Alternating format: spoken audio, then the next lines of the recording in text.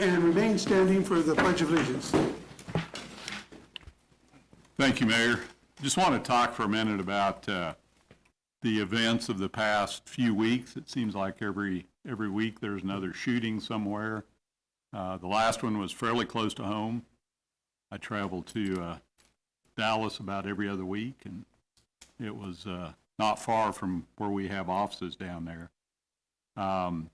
You know, for those of us that grew up in the 60s and 70s, long time ago, there was a time that felt a little bit like right now. It seemed like every time you turned around, there was hijackings, bombings, and riots, and people were just angry.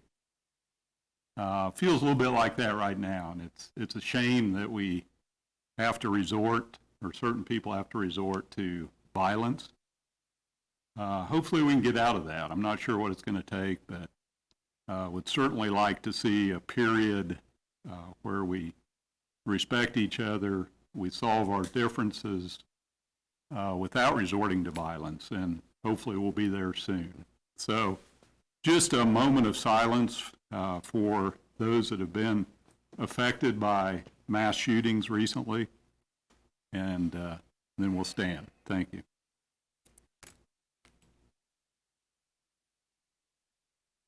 Amen. Amen. I pledge allegiance to the flag of the United States of America and to the republic for which it stands, one nation, under God, indivisible, with liberty and justice for all. We call this meeting to order, and we will start with the roll. Mayor Padilla. Here. Council members Hiller. Here. Valdivia Acala. Ortiz. Here. Emerson. Here. Kale. Here. Nager. Here. Dobler. Here. Duncan. Here. And Hofer. All right, we have 8 present with Valdivia Acala and Hofer absent. Okay. Thank you. We'll move on now to agenda item 2, the consent agenda. The clerk has a lot to read. Items 2A and B are resolutions introduced by Councilmember Karen Hiller approving a special event known as the Second Saturday Summer Concert Series and the Sunshine Reggae Festival. C and D are resolutions introduced by Councilmember Karen Hiller granting the Celtic Fox an exception to the provisions of City of Topeka Code Section 945-150 at Seek concerning noise prohibitions. E is an approval of a professional design build contract between the City of Topeka and John Rohr Contracting Company Incorporated for the purpose of providing structural design and construction administration efforts for the downtown parking garages. F is a resolution introduced by Councilmember Karen Hiller approving a special event known as the Eats and Beats Summer 2023. G is approval of a proposed settlement agreement of an employment claim and release of potential claims and liens in exchange for $200,000. H are minutes of the regular meeting of May 2, 2023, and there's a list of cereal malt beverage application renewals. Staff is recommending approval. Okay. We've heard the consent agenda. Is there a motion? Move approval. Move to approval by Councilman Emerson, second by Deputy Mayor Dobler. If you'll call the roll, please. Councilmembers Ortiz? Yes. Emerson? Yes. Kale? Yes. Nager? Yes. Dobler? Yes. Duncan? Yes. Mayor Padilla? Yes. Councilmembers Hiller? Yes. We have 8 yes, motion carries. Thank you. We'll move on to agenda item 3, action items, if the clerk will read. A is an ordinance introduced by City Manager Stephen Wade, amending the district map referred to and made a part of the zoning ordinances by Section 1850-050 of the Topeka Municipal Code by providing for certain changes in zoning on property located at 1404 Southwest 17th Street on lots 228, 230, 232, 234, 236, and 238 of the Byron Place subdivision from C2 Commercial District to X1 Mixed Use District. Mr. City Manager? Thank you, Mr. Mayor. This X1 zoning is consistent with the Central Park Neighborhood Plan. This was presented to the Planning Commission on April 17. They recommended approval by a vote of 601. This does have the support of staff. Dan Warner's here for any questions you might have. Okay. I believe the governing body has had the materials presented or available to them. So before we move forward on a vote, this requires an ex parte communication. So before we move forward,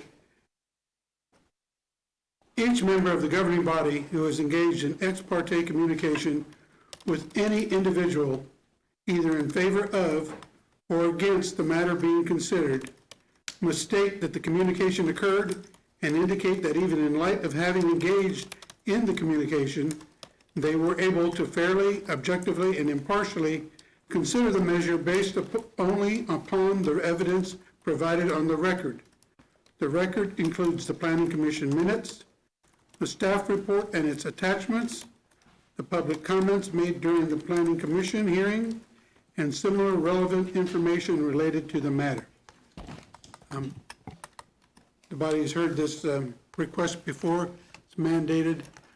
So I now ask members of the body if they have any ex parte communications to reveal at this time.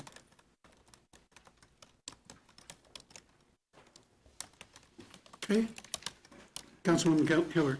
Thank you, Mayor. I don't have any ex parte communications, but I would appreciate for the council and for the public that's watching, if we could just have Dan do just a quick summary of what the issue was and how the Planning Commission vote went.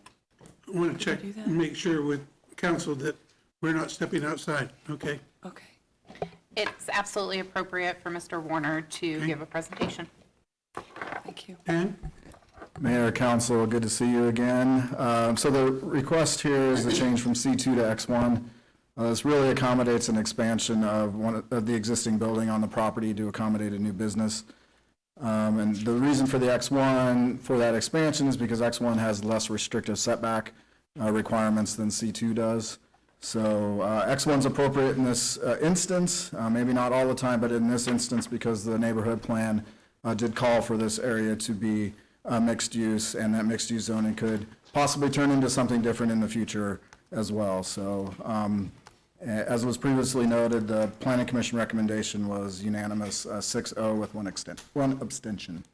Thank you. I'll move to approve. Okay, thank you. I want to state the voting options available to the governing body. One is to approve the Planning Commission's recommendation. Two is to reject or amend, Planning Commission's recommendation. And three, remand back to Planning Commission. So those three options are available to the governing body. Is there a motion to approve? I already did that. Okay, Thank I you. just want to make sure everybody knows their Same- options. Per that. Okay, motion to approve by Councilwoman Hiller, second by Councilman Kell. If you will call the vote, please. Council members Emerson, Yes. Kale, Yes. Nager, Yes. Dobler, Yes. Duncan, Yes. Hofer, Yes. Mayor Padilla, Yes, Council members Hiller, Yes. and Ortiz. Yes. We have 9 yes, motion carries. okay, motion has been carried. Proceed to action item 3B, if the clerk will read. B is an ordinance introduced by City Manager Stephen Wade, amending the district map referred to and made a part of the zoning ordinances by Section 1850-050 of the Topeka Municipal Code on property located at 1921 Southeast Indiana Avenue from R1 Single Family Dwelling District to PUD Planned Unit Development with R1 Single Family Dwelling District and operation of an Independent Living Resources Center. Okay, Mr. City Manager. Thank you, Mr. Mayor. This subject property is located in the Central Highland Park neighborhood. The zoning is consistent with the 2010 Central Highland Park Neighborhood Plan. This Planning Commission passed this by a 6-0-1 vote recommending approval. Staff also concurs. Okay, thank you. Again, this requires an ex parte revelation if any of the governing bodies have had one. So prior to the vote, each member of the governing body who is engaged in ex parte communication with any individual either in favor of or against the matter being considered, must state that that communication occurred and indicate that even in light of having engaged in the communication, they were able to fairly, objectively, and impartially consider the measure based only upon the evidence provided on the record. The record includes the Planning Commission minutes, staff report and its attachments, the public comments made during the Planning Commission hearing, and similar relevant information related to the matter. So I ask the governing body members if anyone has had any ex parte communications. Seeing none, I'll ask Councilwoman Hiller, would you like the same consideration for a brief explanation from Mr. Warner? Yeah, I think the city manager did a pretty good job of running through Okay. it, but if there's something, Okay, just want to make sure people know kind of what's happening. Sure. Thank you. so you've heard the ordinance that's up for consideration. The chair will entertain a motion.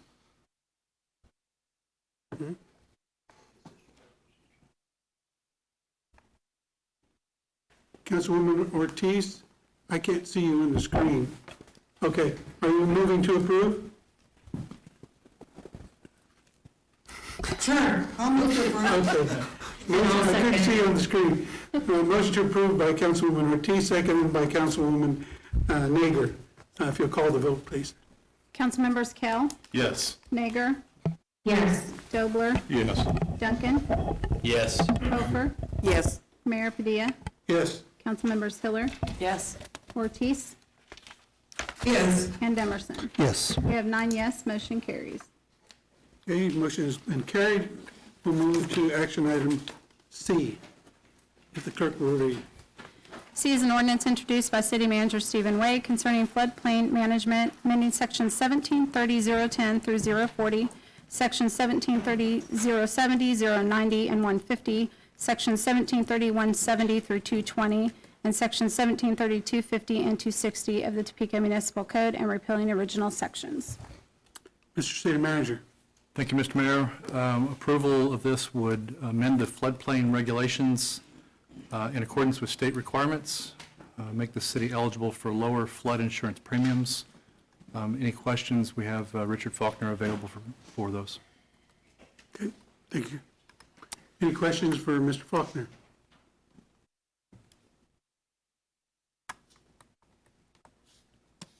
Seeing none.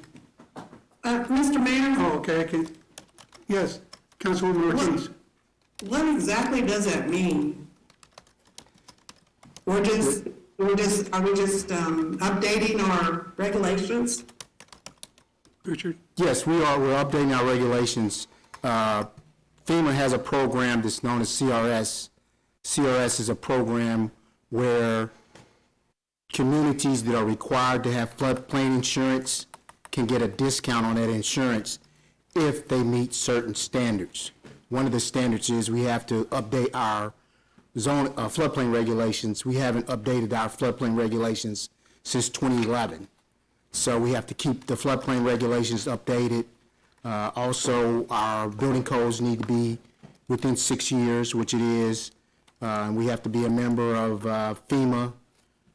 We've been a member of FEMA since I know 2011. Also, they came through and they looked at our program, our floodplain management program, to see if we were in compliance with the ordinance that we had. So with that being done, FEMA has agreed to reduce the insurance rates for our citizens that not only required to have floodplain insurance, but even for those who choose to have floodplain insurance. So this process, adopting the new zoning regulations, is a part of one of the prerequisites to be in CRS. Thank you. Thank you, Mr. Mayor. Richard, do you have a presentation for us? Yes, I prepared one, but, Yeah, go ahead. okay, that's fine. The request is to amend the Chapter 17 of the Municipal Code.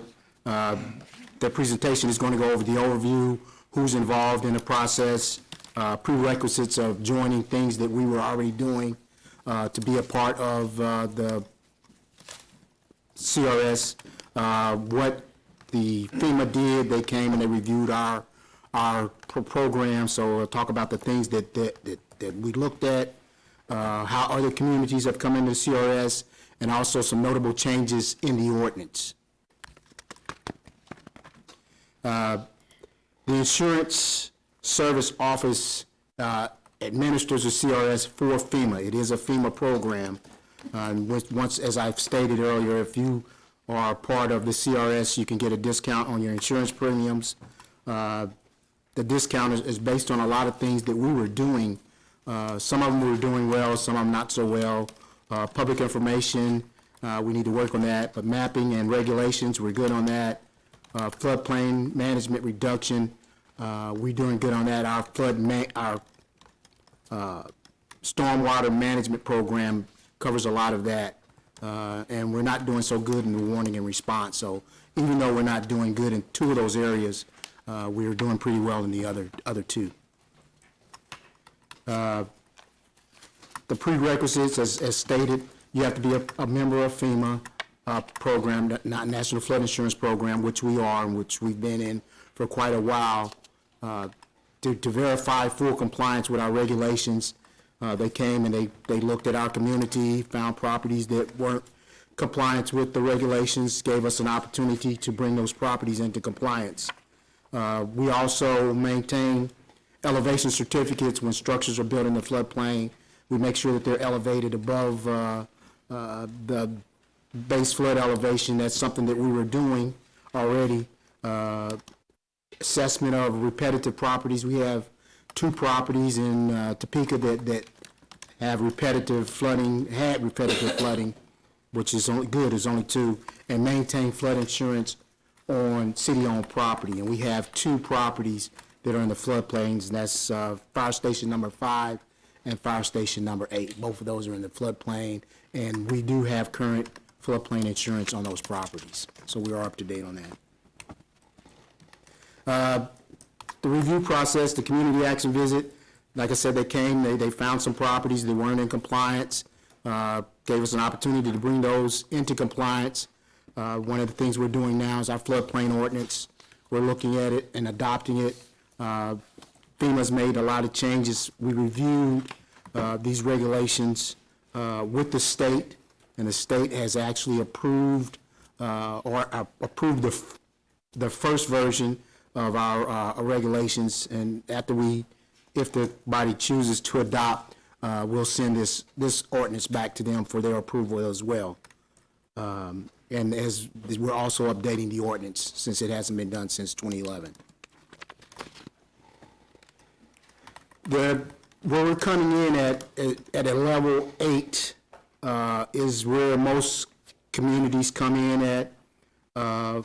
Unfortunately, we hadn't had this process ordinance adopted, so even though we have the ability to come in at 10%, we're only getting 5% at this time. Once we get the ordinance back to FEMA, they'll go ahead and give us the rest of the points because it's part of a prerequisite, and we'll come in at an 8. So in I believe it's 2024, we should have April of 2024, we should have the full 10% this summer. People that have insurance will be getting a letter from FEMA letting them know that we have 5%. So, and then once the ordinance is updated, we'll get the full 10%. When we took the ordinance to the infrastructure committee, there was a couple of things that they accepted. One of the big changes is allowing encroachment in the floodway. FEMA is allowing structures to be built in the floodway if they can demonstrate that it won't cause a rise more than 1 foot and won't cause any harm downstream. FEMA will allow construction in the floodplain, which is big. Also a big one was the accessory structures. Accessory structures that were being built in floodplains were required to meet the same requirements as a habitable home. And so FEMA has relaxed those regulations and not requiring accessory structures to be elevated. They can be at the base flood elevation.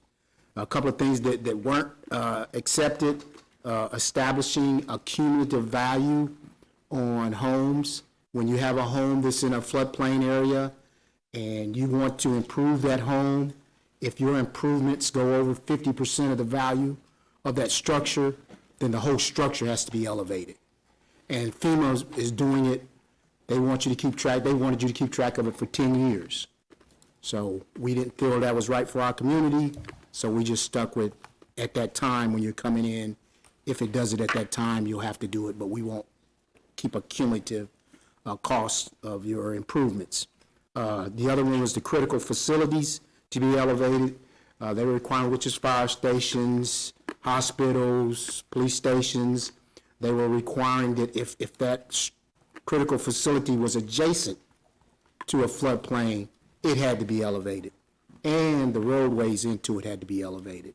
So we didn't accept that as part of our ordinance amendments. So those are two areas that what we accepted, major accepted, and then major that we did not accept. And that's my presentation, and I can answer any questions. Deputy Mayor? Thank you, Mayor. You have a question?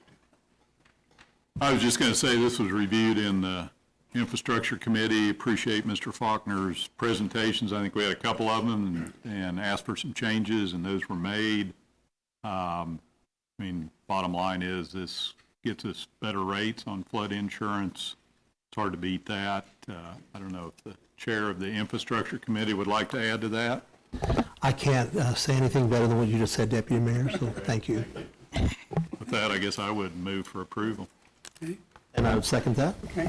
Motion to approve by Deputy Mayor Dobler and a second by Councilman Emerson. If you'll call the vote, please. Councilmembers Nager, Yes. Dobler, Yes. Duncan, Yes. Hofer, Yes. Mayor Padilla, Yes. Councilmembers Hiller, Yes. Ortiz, Yes. Emerson, Yes. and Kell. Yes. We have 9 yes, motion carries. Motion has been carried. We'll move to action item D. If the clerk will read for us. D is a resolution introduced by City Manager Stephen Wade establishing the city's 2024 budget and grant priorities. Mr. City Manager. Thank you, Mr. Mayor. This is the first step for our 2024 fiscal budget process. We ask for annual adoption from the governing body so that we know that the priorities are in alignment with as we prepare these. As per the strategic plan that we've just, process that we've just come through, there are 3 priorities listed in this resolution. Housing, which is included but not limited to increasing the overall housing inventory equitably, elevate current housing stock. Number 2, community appearance, including but not limited to improving the appearance of the capital city. And 3, growth, including but not limited to increasing the number of people who live and work in Topeka.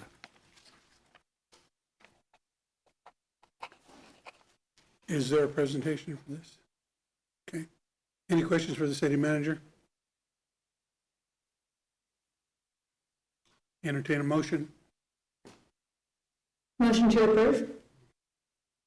Was that Councilwoman Nager? Yes, sir. Okay. Move to approve by Councilwoman Nager. Second.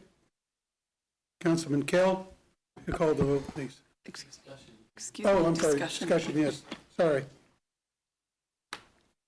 Councilwoman Hiller? Thank you, Mayor. I wanted to propose an alternate resolution. You all, thank you, City Manager, for sending out my notes earlier. You should have a copy in hand. Personally, I like the brevity of the budget priorities and going through that process before we go into a budget. I really like the whereases in terms of what the priority should focus on in terms of improving performance and cost effectiveness and performance management, as stated in lines 12 to 15. And personally, I like the growth, what I would call the growth priorities that were discussed in the strategic planning session. When looking at what the budget priorities are, though, I really felt like we should go ahead and list not at great length, but in a string, the fundamentals of what city government does and what our city government does, because those two are very much priorities for funding and for performance management, for cost effectiveness and so on this year. And so the resolution that I drafted just makes actually 3 simple changes. One, in the very first line on lines 5 and 6, it's where it says a resolution establishing the 2024 budget priorities. The proposal we have says budget and grant priorities. I really don't think that's necessary. What we're talking about mostly is how we operate this city and what we're doing. So I think it could just say budget priorities. Then it simply inserts a fundamentals line.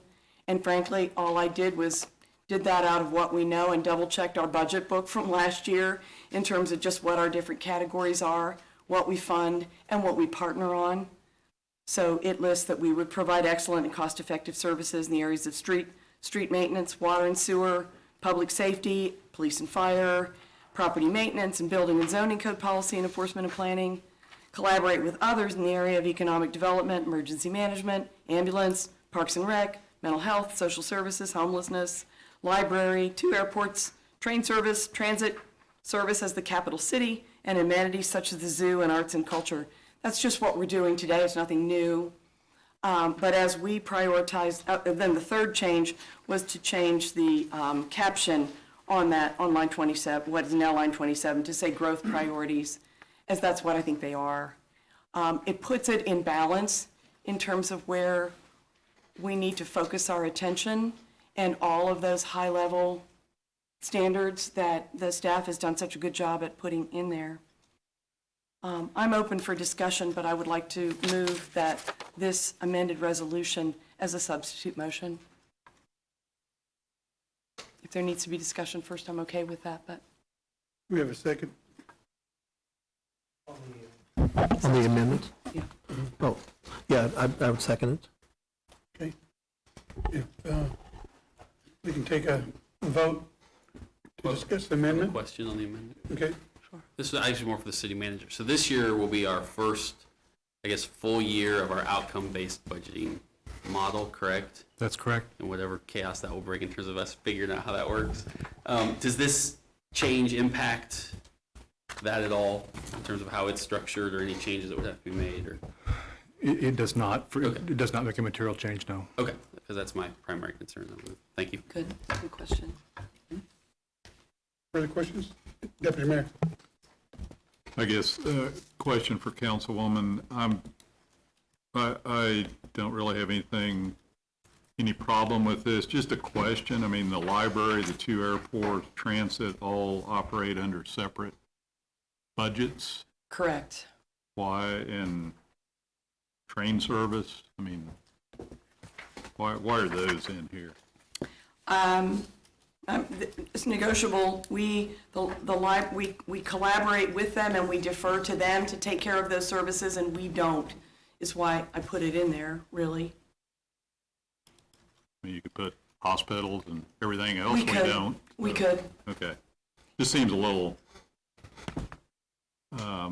odd to have other entities that have their own separate, and combined with the county in the case of the library and the airports.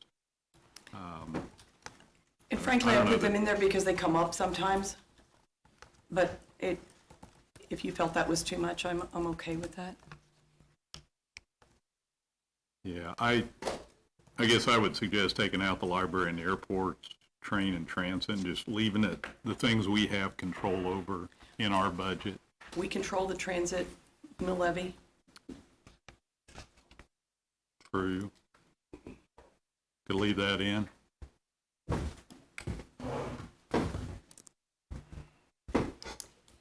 So I guess a substitute to the substitute to the, Well, if it's friendly, if I'm Whatever. clear what you want Friendly. to take out, it can work. all right, if you're agreeable, we take out the library and 2 airports and the train service, because we really have no control over that. That's agreeable to me. Great, thank you. Thank you. And you? Councilman Everson.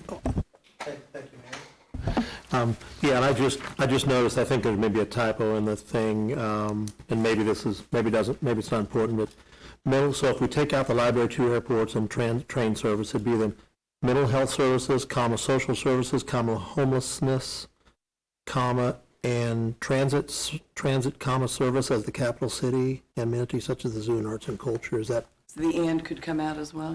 Is that where you're? No, I guess I don't understand homelessness, transit service as the capital city. I don't understand transit service as the capital city and amenities. There's a comma in there. Okay, I'm still not, I guess, understanding that, how that works. Parks and Rec, mental health services, social services, homelessness, transit, service as the capital city. The service as the capital city amenities such as zoo and arts and culture doesn't make sense to me. I don't.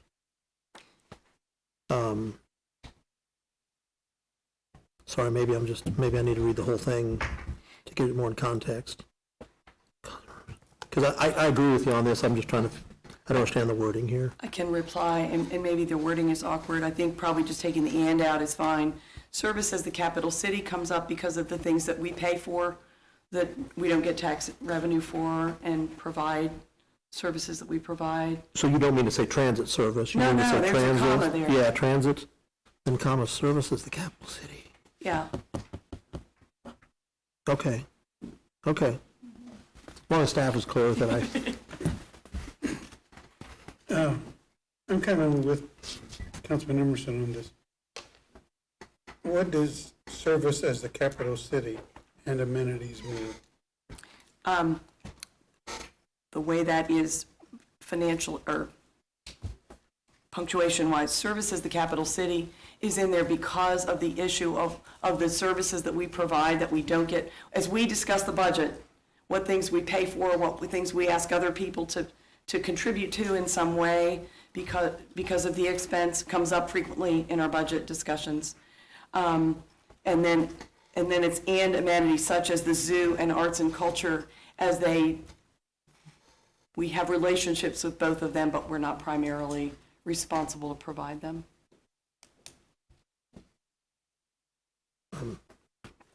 Councilman Emerson? Councilwoman Hill, would you, just for clarity, would you mind if we took out service as the capital city and just said transit, and amenities such as the zoo and arts and culture? I just don't understand what service as the capital city means. Sure. Oh, okay. Sorry. You know, it's in there because of the perennial debate that we have about providing all these services and not getting any property tax off the buildings, and whether we should do payments in lieu of taxes for this and that and the other thing in order to balance our budget and provide the services that we need. And for the record, I am fantastic with the state giving us some sort of payment in lieu of taxes, and if this will do that, I will gladly leave that in. Matter of fact, I'll double or triple it. Well, we have that conversation, and that's why I put it in, because it is a priority as we discuss the budget. And so those fundamentals that we do, that cities do, the things that some cities do that we don't do, that we partner with otherwise, and then we're in that position to be in the capital city, which comes up. City Manager, did you have a? Mr. Mayor, I was just going to say, if it helps, Deputy Mayor's amendment to the amendment, if council would give us discretion, we could probably clean up some of the commas and bits and pieces if that would help. Okay. So do you want us to put this off so that you can do all the cleanup and then bring it back to us, or? I think we're pretty close. Okay, Deputy Mayor? Yeah, I think typically we say at the discretion of the city attorney to interpret our changes and clean it up. Is that correct? You do, but I'm confused about whether or not you want to keep in service as the capital city or take it out. I think it's history at this point, right? Unless Councilman Emerson has changed his mind, I think we have we've struck library, 2 airports, train service, and service as the capital city from that list.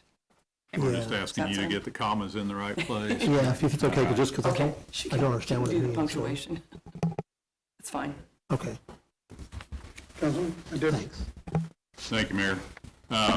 For the city manager, I appreciate what Councilwoman Hiller is doing. I think this illuminates all of those things that we do day in and day out and sometimes get overlooked when we're going after the shiny objects. Having said that, the growth priorities that we came up with in our strategic planning session, housing, community appearance, and growth, those are key issues that you and your staff are going to focus on as we go through the budget, correct? Yes, sir. So we're going to fund the fundamentals, keep doing those, but we're going to focus on these 3 areas. Yes, sir. Thank you very much. Okay. I want to make sure that, Madam Clerk, if you'll read back to us the changes of the amended Okay. amendment. So the friendly amendment that was accepted, so beginning on line 24, you will delete the library, 2 airports, and train service, and then service as the capital city. So it will read mental health services, social services, homelessness, and transit, common and amenities such as the zoo and arts and culture. Okay. Check to make sure the councilwomen online were able to hear that. Okay? So, do we have a motion to approve? Yes. Okay, in our second? Yes. Okay. So if you call the vote, please. All right, Councilmembers Dobler, Yes. Duncan, Yes. Hofer, Yes. Mayor Padilla, Yes. Councilmembers Hiller, Yes. Ortiz, Yes. Emerson, Yes. Kale, Yes. and Nager. Yes. 9 yes, the motion carries. Okay. Motion is carried. We'll move to action item E. If you will read, please. E is a resolution introduced by City Manager Stephen Wade adopting the Title VI policy for the city of Topeka. Mr. City Manager. Thank you, Mr. Mayor. We have our Chief DEI Officer here for any questions. But because we receive federal funds directly, this is an adoption of a Title VI policy that prohibits discrimination on basis of race, color, national origin, and any program or activity to where we get those funds. Okay.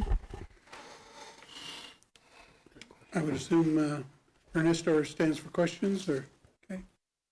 Councilman Duncan. Just a basic question. I have no issue with this at all, but I'm just curious, is this just because it's the federal law, we need to adopt it? Because obviously we have our own non-discrimination, law on the ordinance on the books, which is much more broader than even this one, but, so is that just we're doing this because the feds tell us to, sort of, which is fine, but. It is. More than anything, it's a procedural item. Every time we go through the application process, one of the questions that is commonly asked is, do you have a Title VI plan? The plan itself is pretty comprehensive. Not only includes the policy language, but also it sets the procedural implementation plan, which designates the Title VI coordinator, responsibilities of that coordinator, and then also, there's also another piece related to language access or limited, give me just a second, limited English proficiency plan, ensuring that we have a plan to more or less address barriers when it comes to language. Great, thank you. Councilman Emerson. Thank you, Mayor. Good evening. Can you tell me on this, does this change anything that we're currently doing, or are we already doing everything that's in here? Pretty much, from my understanding, we've gotten by with the Title VI from Topeka Transit. This is our own plan. It's really not changing anything other than checking that box and ensuring that we have a plan and a policy in place. Okay, thank you. Further questions for the city manager or for Mr. De La Rosa? Councilwoman Nager and then Councilwoman Ortiz. Thank you, Mr. Mayor. And thank you all for putting this together. So as I understand it, just to elaborate upon Councilmember Duncan's question earlier, basically non-discrimination ordinance is kind of the law of the land, whereas this is a resolution to go ahead and put that law into motion if there were any sort of discrepancies. Exactly. Am I understanding that right? Right, that's correct. Okay. Excellent. That was my only question. Thank you again for your efforts. Thank you, Mr. Mayor. Councilwoman Ortiz. Thank you. Do we just have to do this yearly, every 5 years? How often do we have to do this? No, so once we have a plan, obviously, we have to maintain it and manage it. Oftentimes, what we'll see is we'll get audits by CADA, ensuring that all the components in the plan are accurate and up to date. For example, I've been to 3 different audits of the Title VI plan in my last city. And oftentimes what they do is change the title of the agency within the CADA. In the past, it was the Contracting and Procurement Compliance Office, and it changed recently to the Civil Rights Compliance Office. So minor changes that way, but just ensuring that you have all the right components and a plan. Okay. Any questions? Okay. We've heard the discussion. Is there motion to entertain? Move to approve. Motion to approve by Councilwoman Nager, second by Councilwoman Ortiz. If you'll call the vote. Councilmembers Duncan, Yes. Hofer, Yes. Mayor Padilla, Yes. Councilmembers Hiller, Yes. Ortiz, Yeah, Emerson, Yes. Hale, Yes. Nager, Yes. and Dobler. Yes. We have 9 yes, motion carries. Thank you. We'll move on now to agenda item 4, non-action items. If you'll please read. A is discussion concerning establishment of the Topeka Land Bank and administrative policy guidelines. Mr. City Manager. Mr. Mayor, if I could, I'd like to defer to Councilman Duncan. Thank you, Mayor. Thank you, City Manager. At this point, I don't have a lot more to add. The changes that I discussed last week have been officially put into the document after last week's meeting for review. Those will stand through till next week. They weren't major. There were a few small ones. I did have an interesting conversation today at the urging of Councilmember Hiller. I talked to Kevin Rooney, who was, I don't know what we called our department back then, Department of Housing or maybe it's not so different, but it was a fascinating conversation because, and I think we've mentioned this before, it was the city of Topeka who went to the legislature and had them create the land banks to allow cities to do it. He was part of that group that was up there urging them to pass a land bank. He actually said we might have had a land bank in place already had it not been for 2008 when the housing market crashed and then the city had to divert resources into somewhere else. And so he provided me some insight on some infill development programs. He said as someone who was here when it first entered the universe in the state of Kansas, he thinks it's encouraging that maybe after all these years we'll get there. And I hope to talk to him. He and I talked about talking in the future about some other incentives for infill development. So it was a great conversation, but kind of a reminder of how long this has been out in the city of Topeka and discussed. So with that, like I said, unless there's further discussion tonight or any additional changes at this point, it's slated to be voted on next week, and we'll see what happens. Okay. Thank you for the update. Councilwoman Hiller. Thank you, Mayor.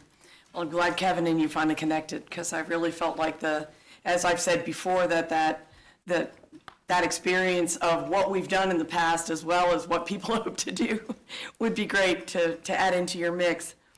I wanted to share just a couple points if I could. I really think your changes are good ones, and I obviously have communicated back a little bit with Spencer today. I think they strengthen particularly this pilot time. One of the things I would note is that, while I like the mix of the board, I think that saying that we would follow the city's priority planning and land use guidelines is very good. Ours is current and pretty visionary, as well as reflective of what we have today. So I think that will be helpful to you all. Also, the provision that if other program funds or programs, as I read it, were already available for the good idea that came to the Land Bank Board, that you all would look at it first. And that backs into, from me, in the most positive of ways, the fact that I think we need to be looking at all of our neighborhood and housing programs again, strategic plan, if you will, and where a land bank can be a piece of it. But if we have pieces that are working, we don't need the land bank to do that. On the other hand, if we have pieces that were well-intended but are not working, perhaps this existence of the land bank can help to challenge that with why aren't we doing that, or how come this good idea can't happen with that program because of these limits, or whatever might emerge from the work that you have. I did send some technicals today that I hadn't done before, so I'm hopeful that those would be helpful. I'm not going to review them today. The one suggestion for changes that I would suggest we not do would be, and I don't know where, we've talked about a little bit, but a language added to this master ordinance that says it would not ever be used for rental properties. With 40% of our population renters today, with our LMI neighborhoods mixed, with the priorities we have, Ernesto was just here, for equity and serving all elements of our population, as well as the fact that some of those good ideas for infill or for rehab for housing could be offered. I mean, we're wanting the private sector and we're wanting to encourage entrepreneurs. If somebody comes up with a good idea, has a clean record, you've done a good job at trying not to deal with bad actors in this, and has a good idea, I would hate to see us, I think you'll probably be involved, not able to do that. Conversely, if what you're thinking about right now is to do some homeownership type programs, when you or we do a master ordinance like this that has all sorts of capabilities for its board and for what it can do, a board of directors or somebody who's the program staff can still say, this year what we want to do is 6 infill houses, or this year, and limit an initiative or what kind of applications they're going to take at a certain time without cutting off the opportunity to bureaucratically narrow it too much. So I would throw that out. If others have comments along that line, I just hope you would consider that before you bring the final back. And I can address, I think at this point that is a policy question for everybody to decide yea or nay. I understand the ability to give us the ability to have that flexibility, because when we say things like that, I think the impression we give is that everybody who's a renter in this community is terrible, which we know that's not true. Right. 90% of our landlords are good landlords. The 10% are just really awful, right? And they just gobble up a lot of property, sadly. And so that's one of the things we're fighting through the Change Our Culture and those other initiatives that we've worked on. I think our reason for keeping it out originally has just been, we don't want to put a property into someone's hands that turns out we missed them, or they're new to the community, we messed up, and they turn out to be one of those 10%. And then 4 years from now, we're like, oh my gosh, look what this house that we put all these resources into became. And I guess we have some control over that. So I'm not against making a change that says, some flexibility if we want to remove that provision, but our thinking behind it was to really not fall into that trap, especially during the pilot period of saying, man, we really kind of stepped in it on this one when that was not our intent. And so some of that, I guess, is trust in that board of trustees and the city manager to make those decisions. So I honestly can go either way. That was our thinking behind it, doing it, but I have no objection if there's desire by everyone here to say, fine, if you want to take that provision out and you want to give it over to renters. And I will say it does include, we do have in there nonprofits. So Habitats, Cornerstones, Scent, CRC, whatever, insert your group name here, would not be disqualified from this program. That's very clear. We've just made it the for-profit rental entities. But so we can remove that because I don't want it to be perceived. So I really do, I don't want to say I'm indifferent, that's not the right word, but I'm flexible on that one because we did go back and forth in the meetings that we had with community and staff about whether that should be a policy or not. So if we want to make that change, I'm happy to do it. Of all the things in this, that's a simple one. Councilman Kell. I was kind of thinking more of maybe a compromise we could look at is maybe like you said, getting it going. Maybe that first 2 years of a five year program, just be sales of houses, and then maybe that last 2 to 3 years can be, we can look at the rentals, and then we're gonna have to look at this again at the end of the 5-year period. And then that way, the group can look at it and say, okay, here's what that kind of looked like for the first 2 years of just nothing but trying to work with getting people into homes and owning homes. And then we can look at what it did with the renting also, and maybe kind of have an aspect where we can have that information at the end of that pilot period and sit there and say, renting just didn't work, or it was a great idea, so maybe this is something maybe we need to lean a little bit more onto, is that aspect. So it's a 3-year program right now, okay. already.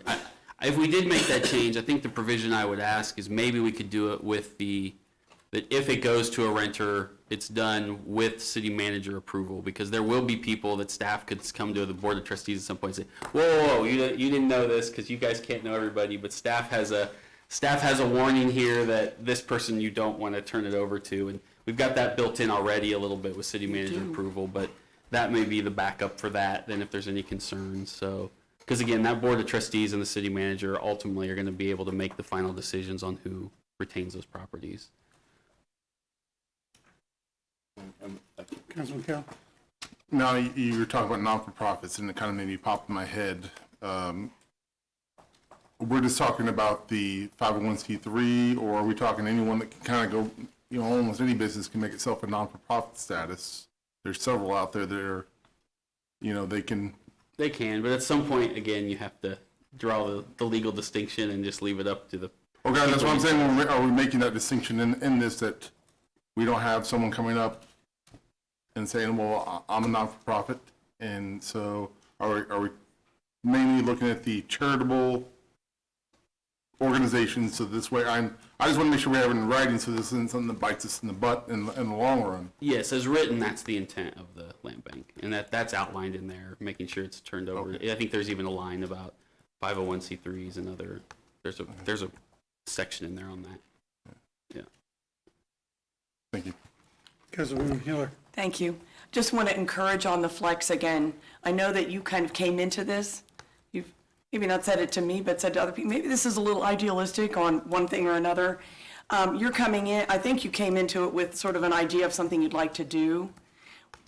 What I'm seeing is that once you get that board together, you all are going to just see. I remember a couple of years ago when we had a department head who wanted to do demolitions and had this long list of demolitions, and if we just got the money, we're going to do all this stuff, and then got into them and figured out that one at a time, each one had its own story. Many of those properties were saved privately. We didn't have to demolish them. We didn't have to do this or that. You learn a lot once you start getting to the reality of a property at a time.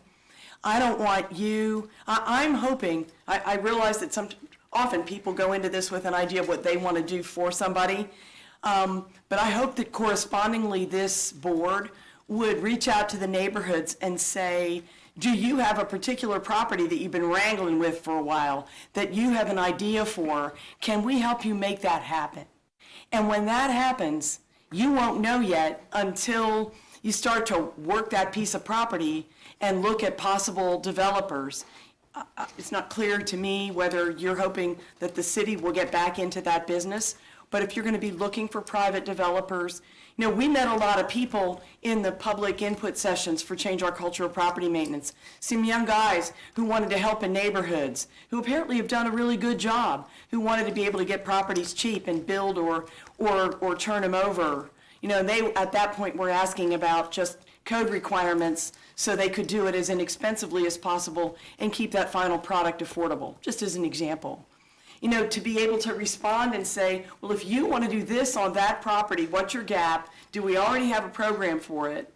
Or maybe this would solve the missing link for your problem. I don't want you or us to cut off those opportunities.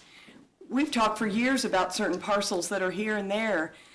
We've been talking about what's the homeless shelter? The no barrier shelter. Well, maybe in some neighborhood we'd find that. Now that's not likely to be a private developer. Other cities have done co-ops or nonprofits or neighborhoods have developed community development as entities for neighborhoods to maybe make co-op housing for women who've been trafficked or battered. I don't know what's going to come up. I just don't want you to be limited because those would be officially rentals. If somebody, part of our land use plan is to do higher density on properties and do infill. Well, maybe that's going to be a string of a fourplex in just a 25-foot lot, but it's perfect. And why not if we've got a responsible developer? I think you've done a good job at building in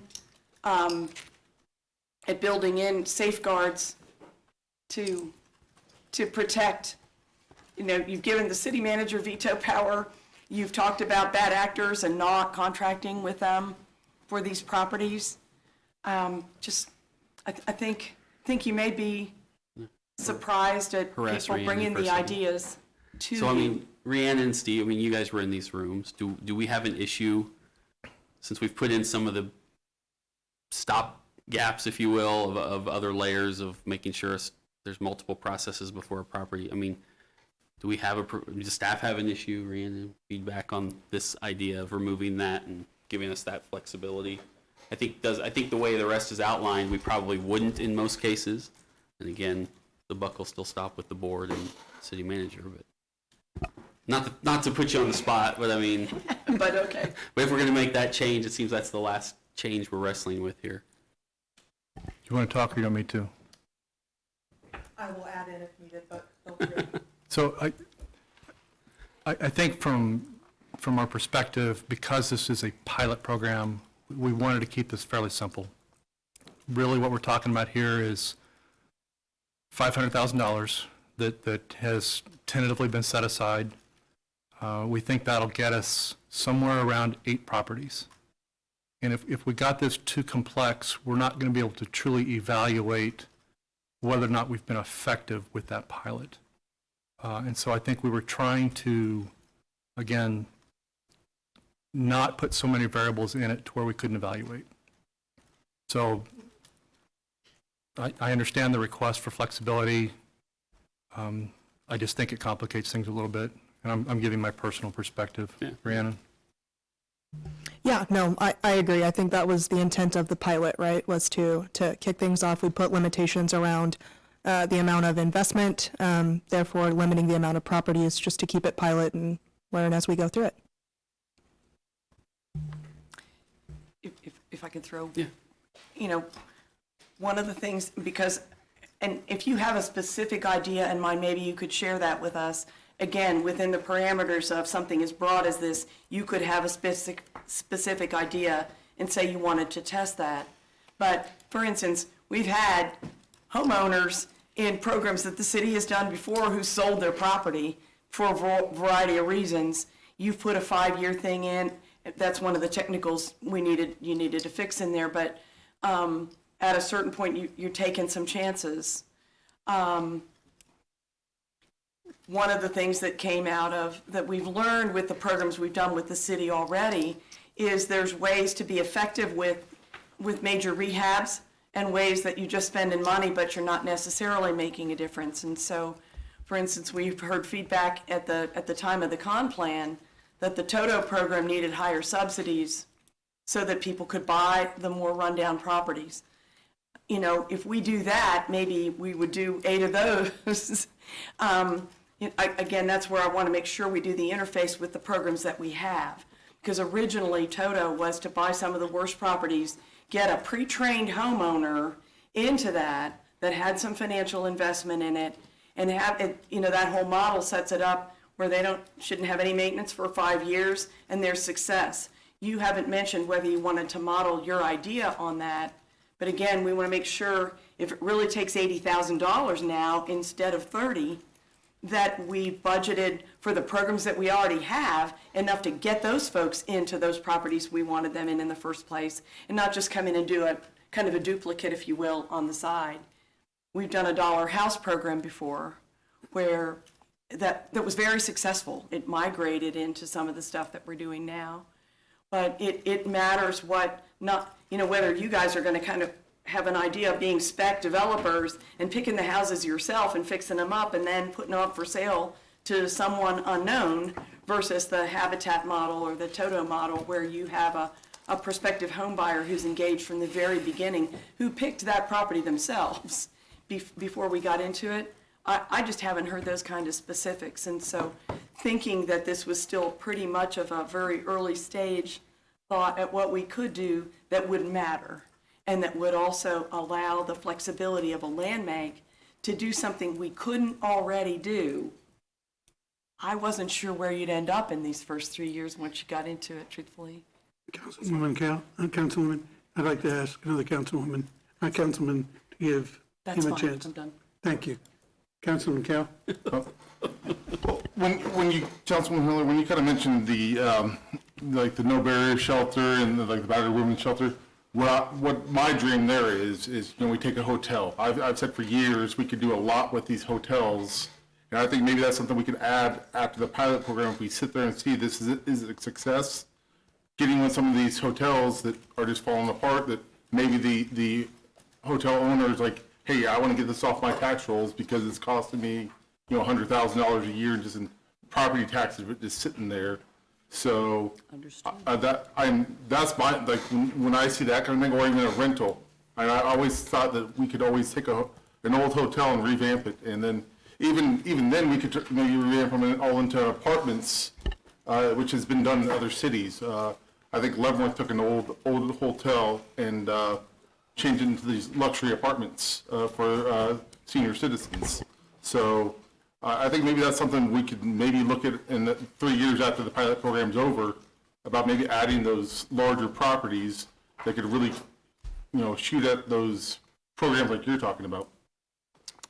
Issue there would be whether we're planning to get into that business or just encourage other people to be doing it. If I may, please, the back and forth. Deputy Mayor, then Councilman Duncan. Very quickly, I appreciate all the work that's gone into this. We're not trying to solve every question here. We're just trying something out. I think it's workable, and I suggest we move on. Thank you, Mr. Mayor. Councilman Duncan. Thank you, Mayor. I will again talk with Steve between now and next week and see if we have language that works. I'm inclined to leave it. And part of that is some of the community feedback we got was, especially in High Crest and some of those areas, was there are too many renters, and they're trying to attract homeowners who want to be a part of that. And that's not to say that a lot of renters aren't, but there's also a lot of turnover in some of those rental houses, which some of those people are just fine while they're there, but they don't have the same level of investment all the time. And so we want to make sure that so some of that was based on feedback from those communities. But I'll talk to Steve, and we'll see if we have something we can come up with before next week. Okay. Before we move on, I want to thank you for all the work that you've done, Councilman Duncan, because this, like you said, has been sitting there just languishing, and no action being taken. And we could but what if this till the dawn, but I think that you've taken some time and due diligence to work with the city manager to try and cover as much as you can, and I think that in 3 years we'll learn a lot, and then we'll back here talking about it again. But I appreciate all the work that you've done. Thank you. Move on now to non-action item 4B, if the clerk will read. B is discussion on the proposed CIP and CIB. City Manager? Thank you, Mr. Mayor. We're continuing our discussions on our capital improvement plan. In the spirit of an early request made by Councilman Duncan, since we went through a period last week, I'm not looking for a vote, but I'm wondering if we couldn't just get a temperature count as far as the projects we've already gone through before we start moving into programs tonight. Are we comfortable with what we've seen so far? Okay. Thank you, sir. Is that the, sorry. What, Councilman Duncan and then Councilman Cal. Oh, I didn't know that question was coming, so no. I only have one project we saw last week that I still have concerns, questions about, and that's the Huntoon Street project. Okay. We've 12, I think it's going to look nice. I wasn't on the council when it was approved. I have no objections to what we did there. It turned from a 2-year project, which again, you weren't city manager yet. It's going to look great. I think the feedback's going to be wonderful. I also think we put those folks in those neighborhoods, as we heard lots of feedback for 2 years of a very long process that a lot of them are not ready to dedicate another 2 years of their life to in that area. I'm not saying we don't need to do work to Huntoon, but it's ballooned to almost a $20 million project at this point. I think we probably need to put, I don't know, someone can tell me a number, I'm totally making it $5-6 million into Huntoon and clean it up and get it all, the road better and the curbs and gutters and some of that side, whatever sidewalks are there, fixed up. I'm not against doing something to Huntoon. I guess as I look at all the other projects in this book, and I heard last week's staff say, yes, we're restructuring stuff because there's just not the resources there, that $20 million on Huntoon, just, I don't know, that's of all the projects we've talked about, and even of all the projects in this book, I will tell you, that's the one that I look at, and I'm just here saying, oh, really? Are we really sure we want to spend that money? So if you're asking for the concern projects, that would be my one. Councilman Carroll and Deputy Mayor. My concern is the Kansas and Gordon, the raised speed table. Just some research I've done, there's been, it can affect the traffic to an area. And with the money that we've tried to dump into Noto, and I just feel like if we're deterring, and now it's going to deter people from going to that area. I look at it, for me personally, as a drive-by neighborhood. I drive by like, ooh, let me go over here. I'm not really thinking sometimes, I need to go to Noto for this. And now if I'm avoiding that intersection because of that, now I'm not necessarily driving by it anymore. And so that can affect the foot traffic, or in this case, the vehicle traffic to an area, which then I think maybe we need to look into what the business owners think about that in that area. I know it's, slowly climbing upward, but if it's going to deter people from going to that area, and we've invested a lot of time and money into that area, maybe it's something we need to look at, of not having a raised speed table, but some type of alternate there that can help slow down what's going on there. And by the way, the highest number I saw by one study was 10%. Average was about 7% decrease, but the highest I saw was a 10% decrease in vehicle traffic.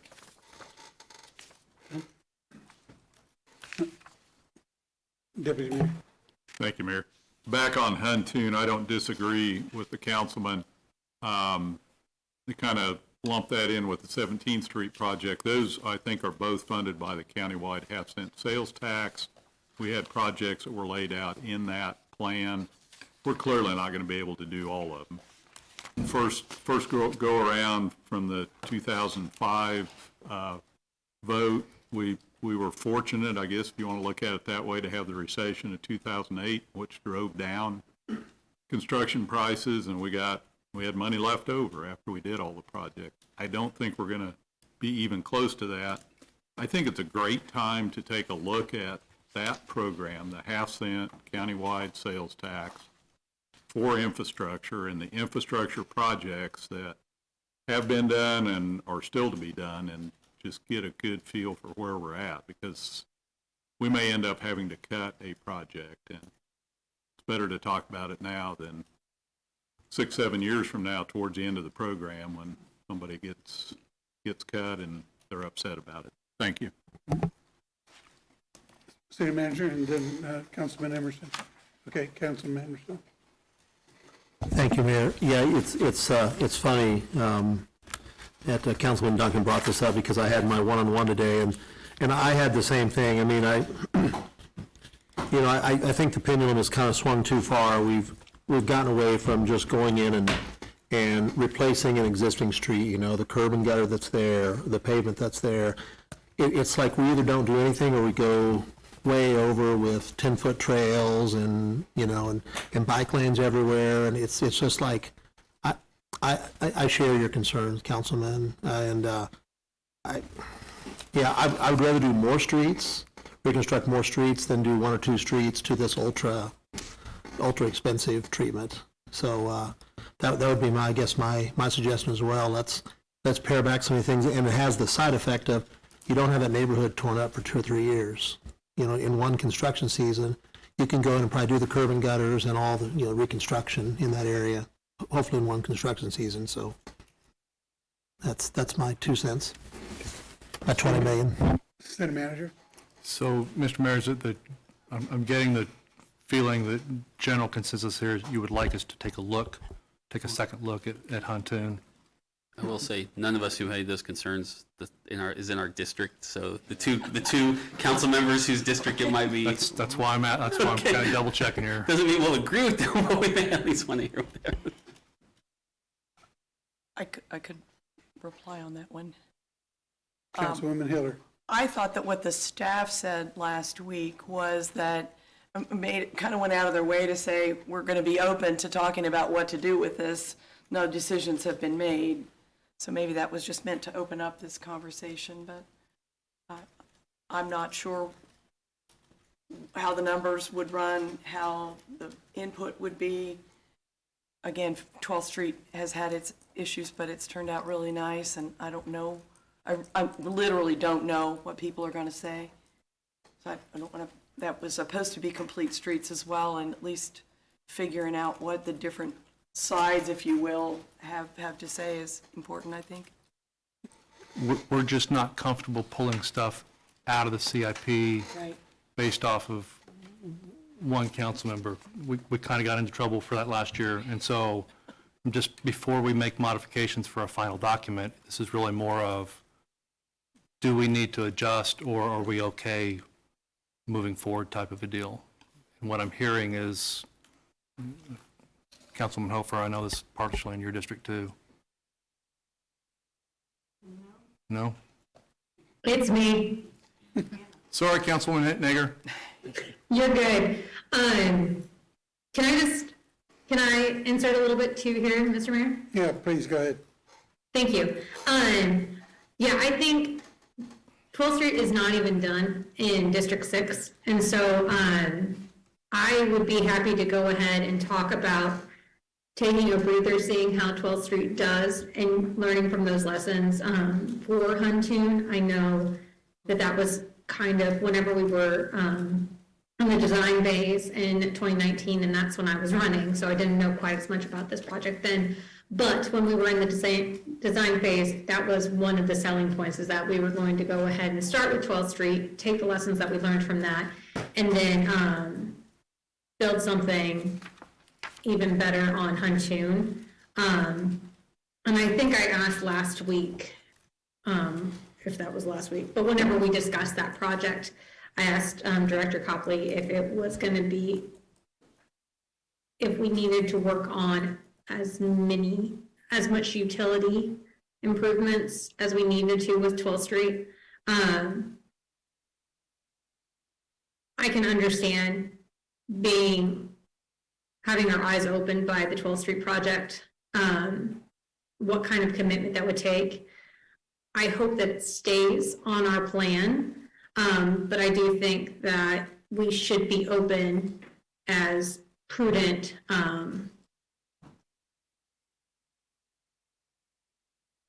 civil servants, that some of the lessons we might have learned from 12th Street are that we need to go ahead and tackle Huntoon in a different way. But I do think, to Councilman Duncan's comment about maybe taking a breather from doing some work in that area of town, I think that the citizens would appreciate that, knowing that there would be improvements along the way, and that we go ahead and just take a step back and really think about how we want to go ahead and tackle that project whenever we need to.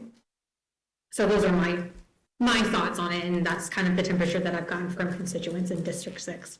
Thank you, Mr. Mayor. Thank you, everybody. Mm-hmm. Councilman Duncan.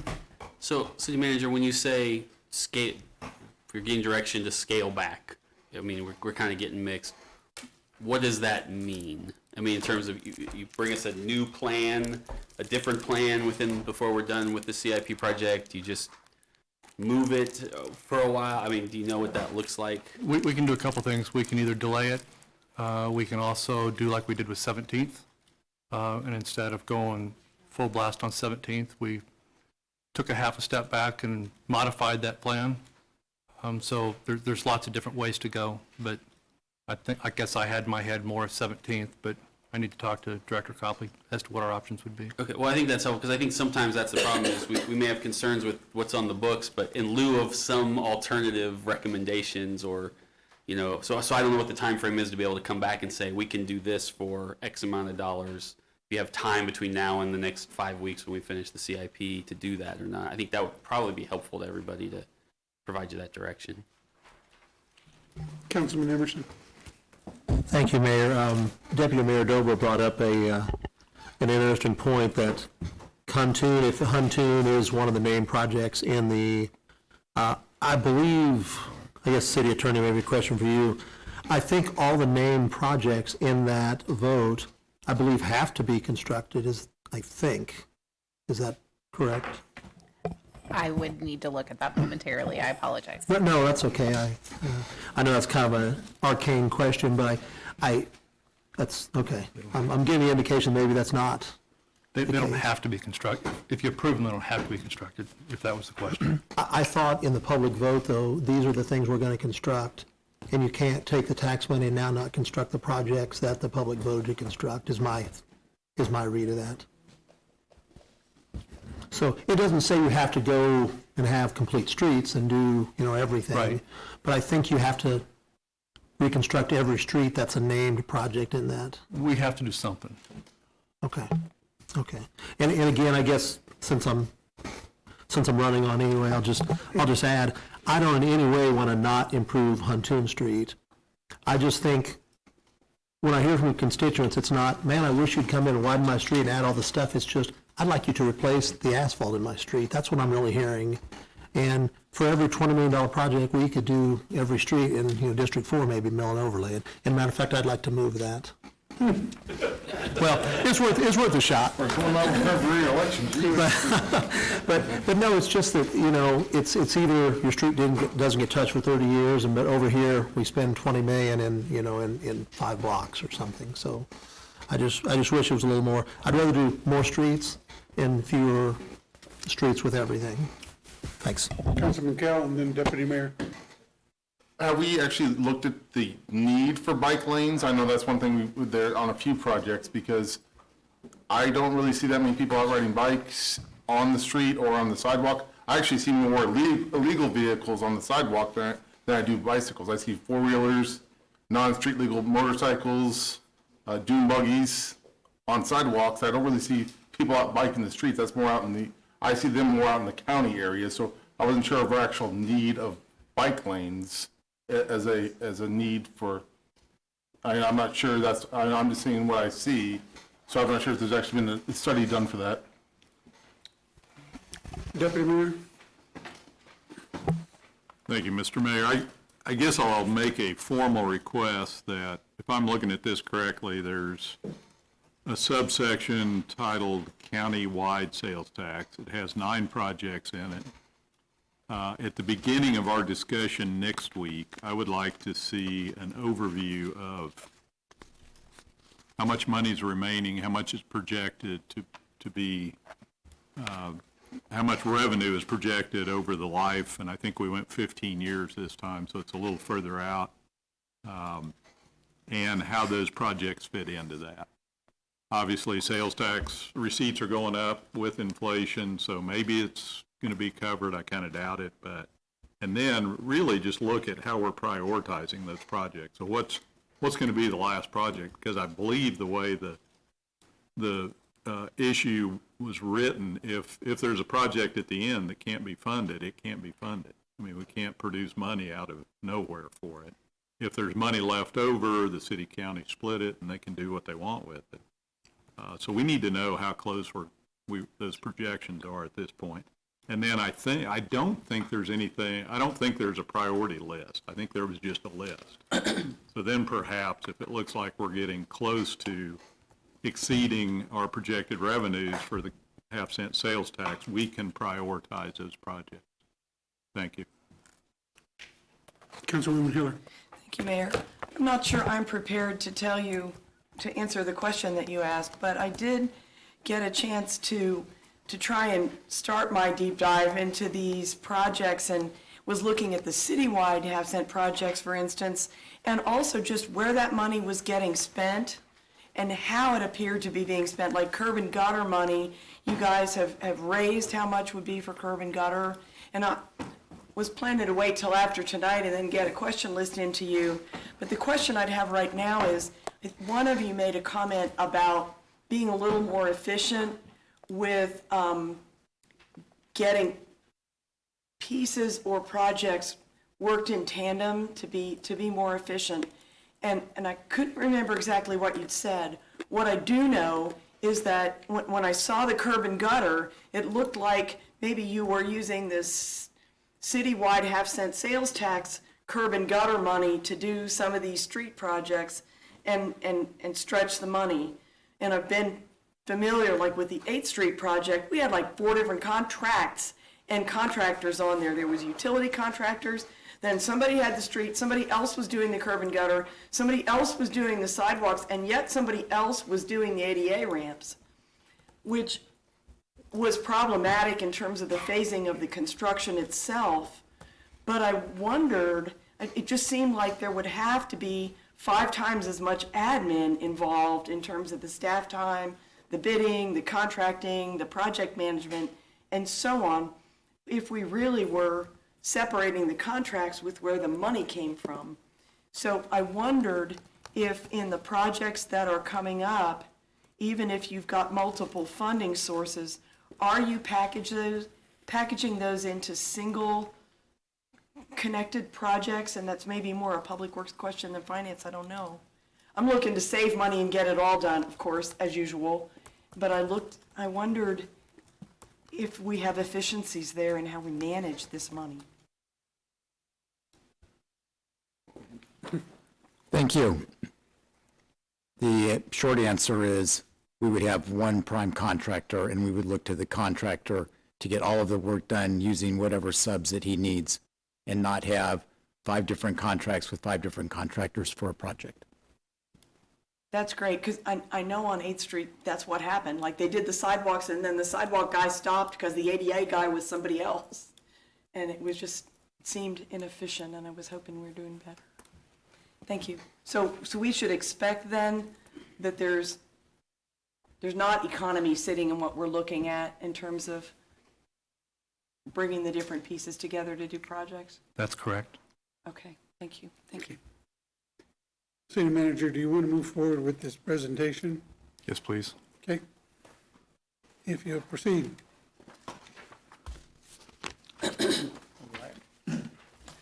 Well, thank you, City Manager, Mr. Mayor, council members. Slide, please. So this is the 3rd time that we discussed the CAP. In April the 18th, we talked about the CAP overview and the funding sources. Last meeting, we discussed the CAB, where we chat about 22 different projects, former projects, I believe 13 street projects and 9 water projects. So today we would like to spend a little bit of time on those yearly programs, and with that slide, I will pass it to Director Kaplan. So the first project that we're going to talk about is an update to the Topeka Boulevard from 21st to 29th, and this is the phase 2. We identified that there is a length of the street that currently has no curb and gutter on it. And so, again, to be transparent and to have a single document that lists all of the funding sources, our proposal is a simple one, and that is to add $300,000 of GO to be able to pay for the curb and gutter that we would need to add to that project that could not be paid for legally out of citywide half-cent sales tax. Then the next project is Golden, and this is to add a sidewalk from I-470 to 21st. Currently, we are doing a limited street project where we are removing some failed pavement on half of a lane, doing some shoulder work, adding and reshaping the ditch, and then we'll be going back with a mill and overlay over the entire street. During the public meeting, the question was raised, would we be able to add sidewalk? The answer is, again, can't use citywide half-cent sales tax because it's not existing sidewalk.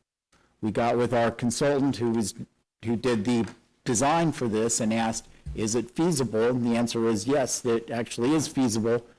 And so we're looking at approximately $200,000 to add the sidewalk. This area was not included in the pedestrian plan. But I personally think that given the proximity to the THA, low-income housing, the lack of sidewalk in this area, this would promote mobility, connectivity, so I'm supportive, which is why we're making the ask to you to include this project in the CIP. Mr. Mayor, Councilwoman Ortiz? Braxton, I would vote for that. You know I would, right, Braxton? I love that idea. So you have my yes.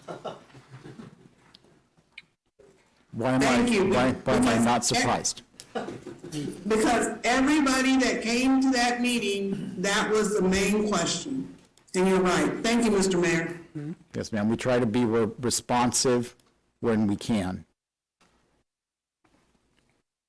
Last one I want to talk about is conversations that I've had with the Kansas Department of Transportation relative to the Polk Quincy Viaduct East project, and this would basically pick up between 2nd and 4th, sorry, 4th and 6th, where PQV West is going to end, and then go to approximately Indiana, which, if you don't know where that street is, it's about halfway between California and Adams.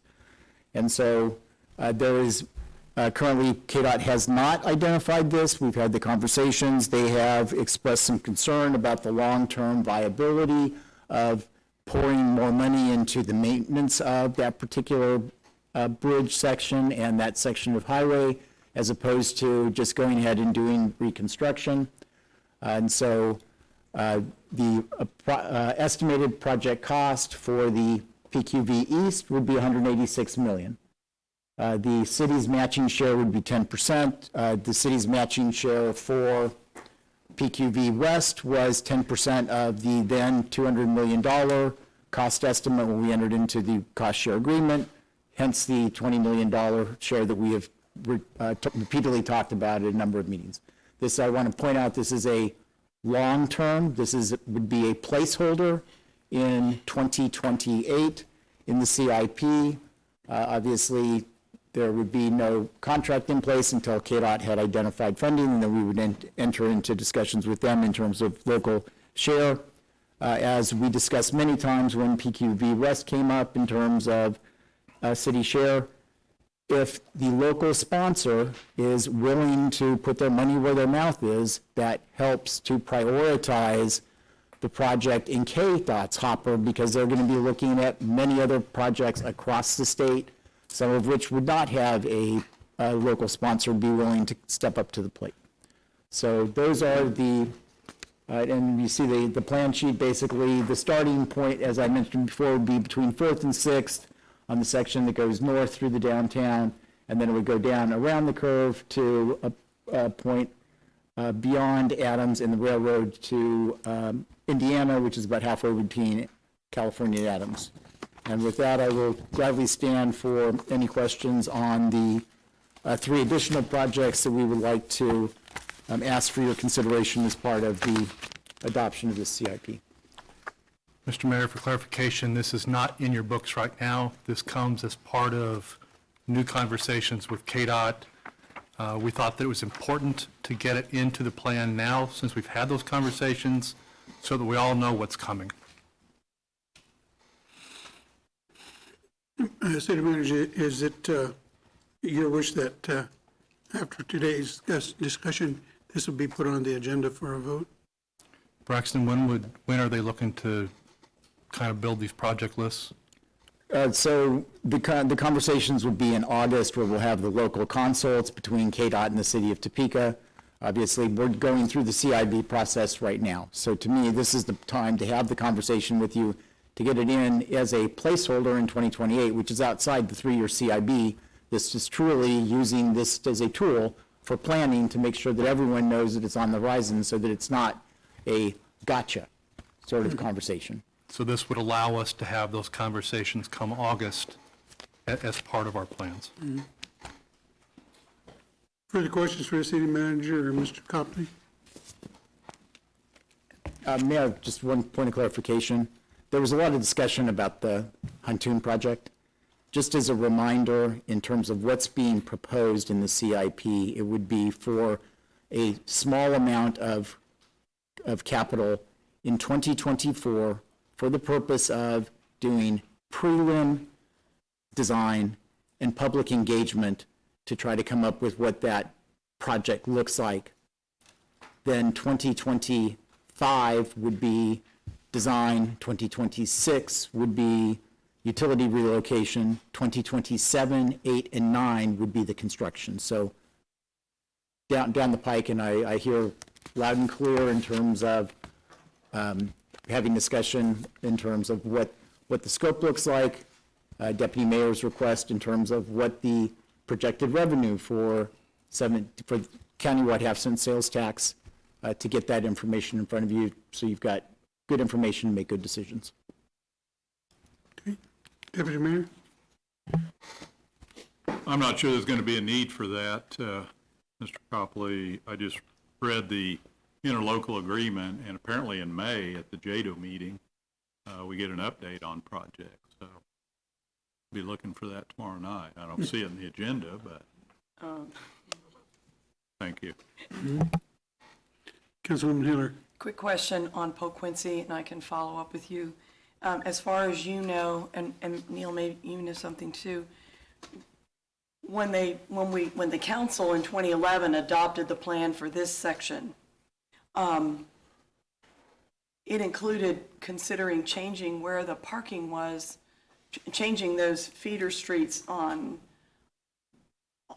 the east and west sides of where the interstate goes through. Do you know if this plan is what was approved in 2011 or if they've changed it? No, ma'am, I do not know. You're talking about Madison and Monroe? Yeah, there'd been discussion that, people have to walk across those busy streets to get to the parking. And what I recall from what this prior body approved was considering moving that parking also. For PQV east or west? East, this leg that you're talking about now. East, that would be east and. Where it comes down past the courthouse and City Hall. Right. And then on the other side on the way to Holiday. And KDOT has only done the most preliminary plans for PQVs. They have not and cannot, until it gets approved by their internal levels, even move into more refined design. Okay, that one was approved and I think has never been revisited, so I just didn't know if this matched what we had before. Thank you. Can ask further.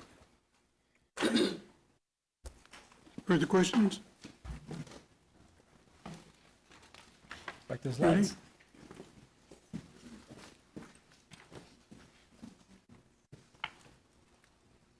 Well, with that, now we would like to move on, if time's allowed, to utility projects. So these will be 12 different programs they would like to go over. So we'll pass it to Director Davis.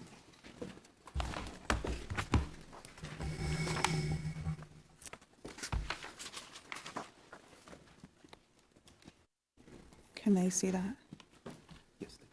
Okay. All right, so we're going to jump into our utilities programs. Just a note that the way we do these programs, the way we have identified them over the past few years, allows us to be more dynamic with our approach. We can plan for future improvements, but still be flexible and address things as they may arise, emergency projects, or coordinate with public works projects, or other projects as they may come up to gain some efficiencies if that is available to us.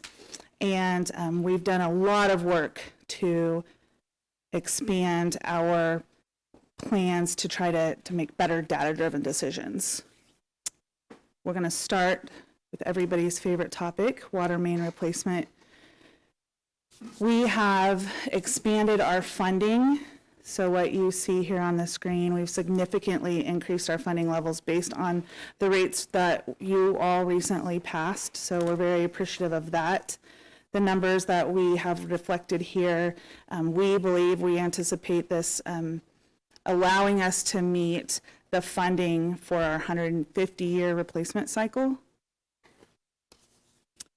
We then take these dollars and prioritize projects based off of age, condition of the system, number of breaks, consequence of failure in the vicinity, et cetera. You guys have heard a lot of that discussion during rate presentations and other project presentations in the past.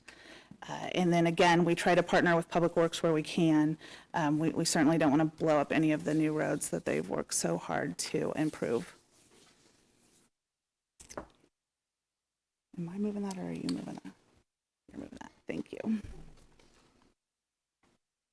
We have a lot to cover, so I'm not intending to speed through this, but if I highlight every single project, we'll be here for quite some time. So we'll open it up for questions in between each utility. At least that's what I hope to do, but it's your desire. All right, next, we're going to highlight our meter vault replacement program. The dollars allocated in this program it's our intention. We've already inspected all of our 203 large meter vaults. These are any meters larger than 2 inches. We anticipate this funding will allow us to replace between 4 and 5 of them each year. Currently, some of these haven't been read for quite some time, so we average those out based on older readings. You can see the condition of some of these in these photos. They're unsafe. They don't meet standards. We need to update the meters so we can get accurate readings, and this will also allow us to put our new automated meters in place. Our hydrant and valve replacement program, we have allocated funds to start making progress on the preventative maintenance that we know that we have fallen behind in. We hear a lot about one main break may cause another main break down the road. Oftentimes, we are trying to impact the smallest, the fewest amount of folks with a water shutoff that we can, but if we can't exercise a valve, we can't shut that down, we have to move down the street to the next valve, and we end up impacting a much larger volume of customers than we would normally be required to because we have some deferred maintenance and some inoperable valves in our system. No one wants a system that has a lot of hydrants that haven't been exercised and may not be operable either. So we have attempted to put some things in place to allocate staffing towards that, but with the staffing troubles that we've had over the last couple of years, we have not made progress on this. So this is the first year that this program has been proposed in our CIP. We have done some preliminary work talking with different providers out there, and with the volume of hydrants and valves in our system, we think with this funding level in about 7 years, we can hit all of those so that we can get our eyes on them, get them inspected, exercise, and get a replacement plan moving forward for those that need replaced in the system. All right, next we're moving into water tower rehabilitation program. This funding will allow us to touch 1 tower per year. Currently, our next tower to be that we're planning on rehabbing is the tower located at Southeast 40th and Quincy. So depending on the tower and the condition, that might include structural deficiencies, any safety factors that we might need to make improvements on, regulatory improvements, maybe some interior, exterior coating, cleaning, making sure that we are doing that preventative maintenance, again, to prevent costly repairs down the road. The water booster pump station program, again, this allows us to, we're anticipating allowing this to address 1 pump station per year. We have 7 booster pump stations in the city. These, we cannot operate without these, and we desperately need to make sure that we're doing, we're providing responsible planning, rehab, and maintenance on the system. So we will look at these, inspect them, plan for rehab or potential replacement of pumps, motors, et cetera, on these pump stations. So the next one up in our queue is Fairlawn Pump Station. All right, moving forward, we have water treatment plant rehab work. You guys heard a lot of discussion last week on specific projects that were called out individually. This program allows us to address ongoing maintenance of the structures at the plant that we work out of every day. So roof replacements, we have some, we're working out of a very old building, so we have some stair replacement that's needed. Any potential security measures that we need to put in place per our risk and resiliency plan will be funded out of this program. Roof replacements, things of that nature are funded out of this program.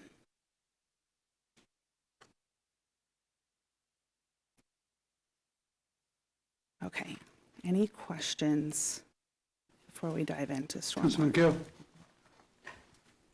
On some of these water line replacements, how much of the cure in place liner have we looked at it for any of these projects?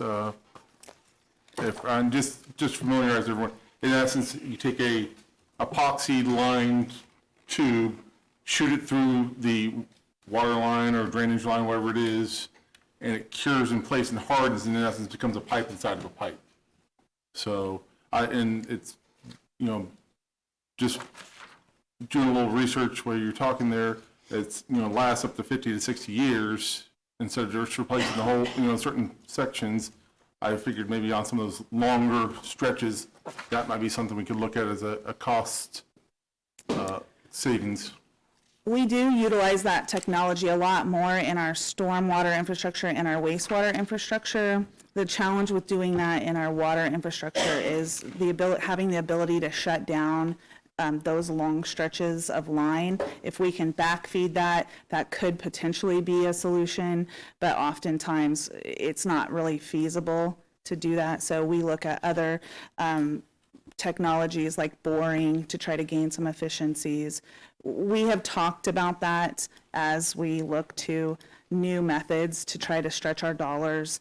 Unfortunately, with the amount of services that are tied into that, we still have to do open cuts to tie in those services. So it really impacts the efficiency of utilizing a system like that because we're still having to go down, excavate to make those connections.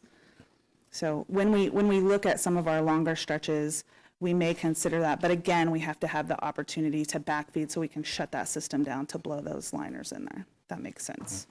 Thank you, Mr. Mayor. Mm-hmm. Okay. Any questions? Okay. Proceed. All right, moving on to stormwater. Before we dive into these specific programs, I wanted to circle back briefly to the discussion we had last week. We talked a little bit about the Shunga Creek Flood Mitigation Project. As background, just again, very briefly, the Corps developed a feasibility study in conjunction with the city. Following the flooding events of 2007, we had some historic flooding that we wanted to study to determine what sort of improvements could be made, needed to be made to protect the residents that are impacted by that flooding. Out of that feasibility study, it was determined that the Corps could only participate in certain projects based on specific benefit cost ratios and different criteria that they were allowed to meet. So weeding feasibility out of it, the sheer cost of some of those proposed projects it's just too astronomical for the city to take on itself. Then when you weed out those that the Corps could not cost share in, it left us with these two that there are two locations that we talked about in one project, that mitigation project. So it still lives on because there is that potential of addressing those two locations because they qualify for some of that federal funding. It is an opportunity that we don't have very often to get a federal match. However, without that, we simply can't afford it. So that is why we have included that for consideration. And then some of those other projects, there was some additional questions about what about some of the other people that are impacted by flooding along Shunga. Last year, 22, we solicited proposals to review that study, look at some other options. Are there some more localized things we can do that could still address some of this flooding that people are experiencing? We also have a stormwater master plan that's recently been completed that helps us take a more holistic look across the city. So that's looking at everything from, again, condition of pipe, does the design factor that these were originally designed under meet current specifications? Is that part of the challenge? What is the best cost benefit? Are we going to get enough bang for our buck? And those are some of the projects that we are at least considering and trying to plan for. We'll go into a little bit more of that through these programs. So if there's additional questions on some of the technicalities, we can go into more detail. We can give you some additional data in terms of what's in that Shunga master plan that we have recently, again, completed. But I wanted to just give you that brief update tonight. Okay, so taking data from both of those studies, we have developed a levy. What is there one before that? Yep, this one. All right, so we developed a stormwater conveyance system program. This isn't brand new. However, we utilize this funding for our infrastructure, such as ditches, pipes, different inlets that may be failing, that may be having a major impact to residents in the area, localized flooding. We do not purely base decisions on the squeaky wheel gets the grease. We're looking at the condition of those assets. We have some, we're working on completion of an assessment, an inventory and assessment, but we have a great deal of data that is showing us that infrastructure that is in the greatest need of replacement. So that's what this fund is for. Next, we will talk levee asset repair and rehab. This allows us to allocate funds to perform major rehab and repair on the levee as projects come up through our periodic and annual inspections. Again, our levee system is 50 plus years old and has a lot of miles associated with it. Our most recent project that is in the process of being completed is the Soldier Creek Levee Improvement Project. So once that is completed, that will help us secure certification of that North Topeka levee unit. Following that is our stormwater pump station rehab and replacement program. We talked a little bit about this during the rate discussion and the need to start assessing and addressing our stormwater pump stations, which really have gone unattended for quite some time. So we're working to complete a condition assessment and a master plan to start rehabbing those. Our highest priority is an electrical set of electrical repairs on Quincy Pump Station. All right, sorry, next. Okay, so some smaller programs briefly that address more localized issues, stream and channel restoration, stabilization and rehab, drainage correction, and then some best management practices. Why do we divide it out this way? Simply to ensure that we're allocating funds in different areas, because it's too much to tackle. You can funnel all your funds in one of these areas and not make a huge dent in a few years' time. However, we know there's always needs in every single one of these areas that come up, so we attempt to at least have some funding to help plan. The stream and channel restoration, stabilization, we get a lot of projects that come up that are funded out of this program to address things that happen in flood events that perhaps have caused some major erosion and a bank has sloughed off. A lot of these impact our local trail system that we need to go in and address those. Drainage correction, those are for more localized homeowners that are experiencing flooding that our infrastructure is simply not able to address in their neighborhoods. And then our best management practices, most of you are aware, won't go into too much detail, that we do have to also address quality with our stormwater requirements through our MPDES permit. So this allows us to address those when the opportunity arises. So when it's most feasible and it makes the most sense to do that. All right. That is what I have for stormwater. So I know there's a desire to keep moving forward, but I want to make sure I pause for questions. Okay.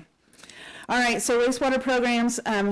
These programs are intended to address our system, again, via this multi-pronged approach so that we can address our major infrastructure, the larger systems that have historically gone unattended to because they were designed to be self-maintained, in addition to some of our localized smaller systems. We do, the rate increases that were passed have allowed us to continue with these programs as they were planned. We did not have to cut anything due to inflation, so that is very much appreciated. And then I did want to note just briefly that some of these programs are specifically called out in our agreement of consent with the state. They want to know that the city has an ongoing maintenance program to address its system. So to start off, our sanitary sewer interceptor program, this program has been instrumental in improving our wet weather hydraulic capacity. So we have an antiquated system. We have a lot of inflow and infiltration when it rains. Stormwater impacts our sanitary system.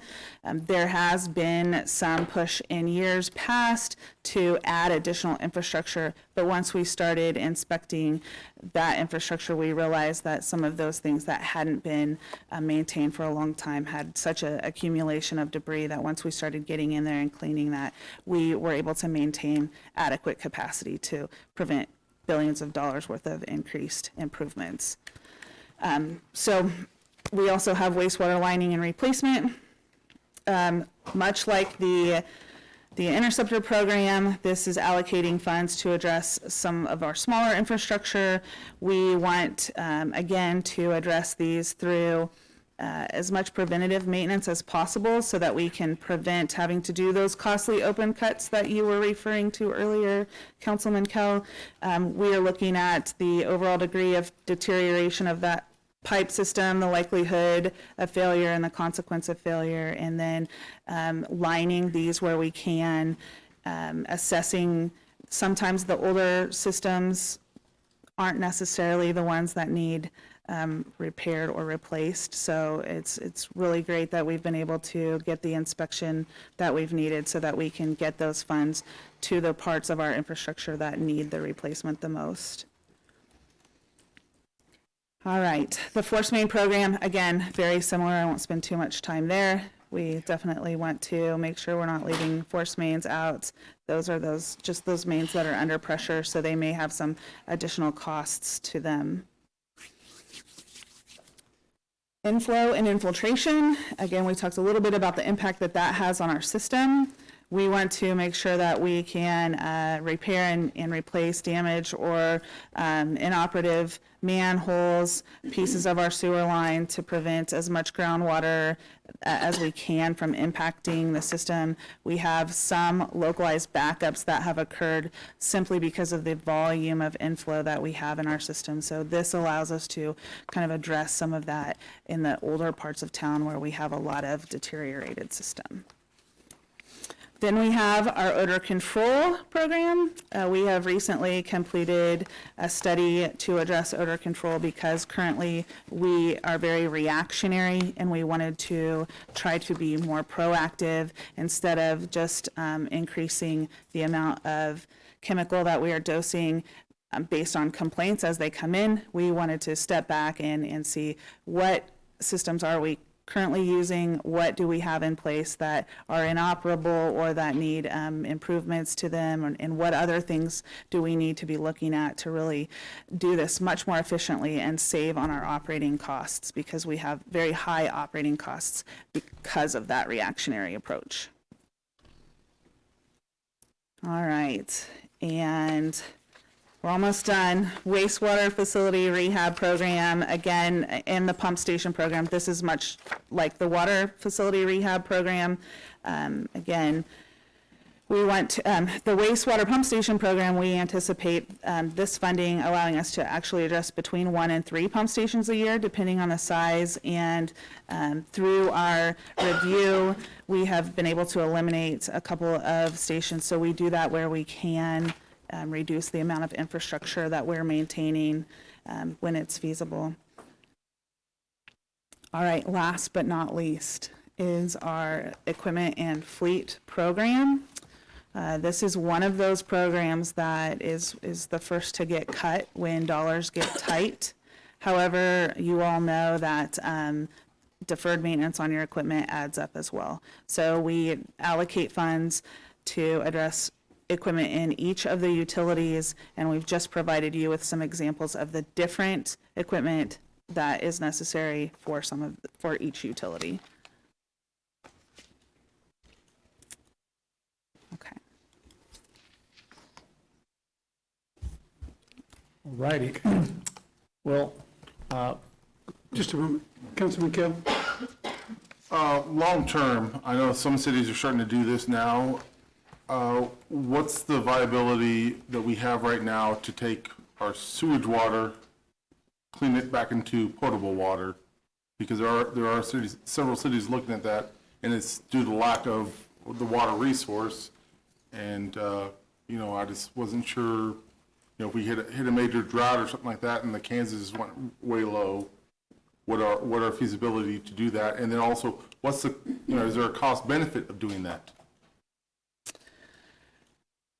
I think the generic answer is yes, there's a cost benefit, but down the road, because it takes a lot of new infrastructure to be able to do that. You have to put that infrastructure in place to recycle that water to where you need it to go, to use it, if that makes sense. That's a very short answer to a pretty complicated question. I think we do give folks, they can get different reduction in stormwater charges if they put different best management practices in place. And they can do things like use gray water to do irrigation and things like that. It was at one point some older assets at the Oakland facility that used to water some baseball fields with potable water. We do use that around the facility, so we have some of that is existing, but we don't have a major system that supplies that back to something that we're using in large volume. I was just thinking maybe long-term, that's maybe a plan we might start looking at, you know, especially if we're going to be doing a lot of upgrades, that if it, in the long term, if it's going to save us money, then that's where we can, like you said, with the shortfalls when it comes to the equipment, that could, you know, take care of some of the shortfalls in the future. It's certainly something that's being talked about a lot, and depending on where you're at in the country, it's a huge priority and a requirement, as the need for water is very, in some of those areas that they're destitute and in great need of water. So we're looking at some of that. Unfortunately, our focus is how can we catch up, but we need to take a breather and start looking ahead as well. Thank you. Mm-hmm. Thank you. Councilwoman Hiller. Thank you. Question. You described a lot of inventorying of what you have and what its condition is. Is 100% of that recorded now in City Works, or if not, where? No, we have it in a variety of places. So some of it is in the Fracta system. We just have several different softwares that we're using. That all softwares don't play nice with each other. We have talked about the desire to, and I think that's part of one of the city manager's initiatives, to look at what we do have and is there the possibility of getting all of that into one resource that we can utilize. But currently, it's in several locations. And not in City Works at this point? The asset conditions are not. What we do have is size of material, age of material. We have the break history. We do have some work order history on some of those assets, the mechanical assets at the plants. But in terms of what is, I'll just use red, yellow, green, good, bad, medium. We do not have that in City Works, no. And the projects, the planned and active projects are not in there either?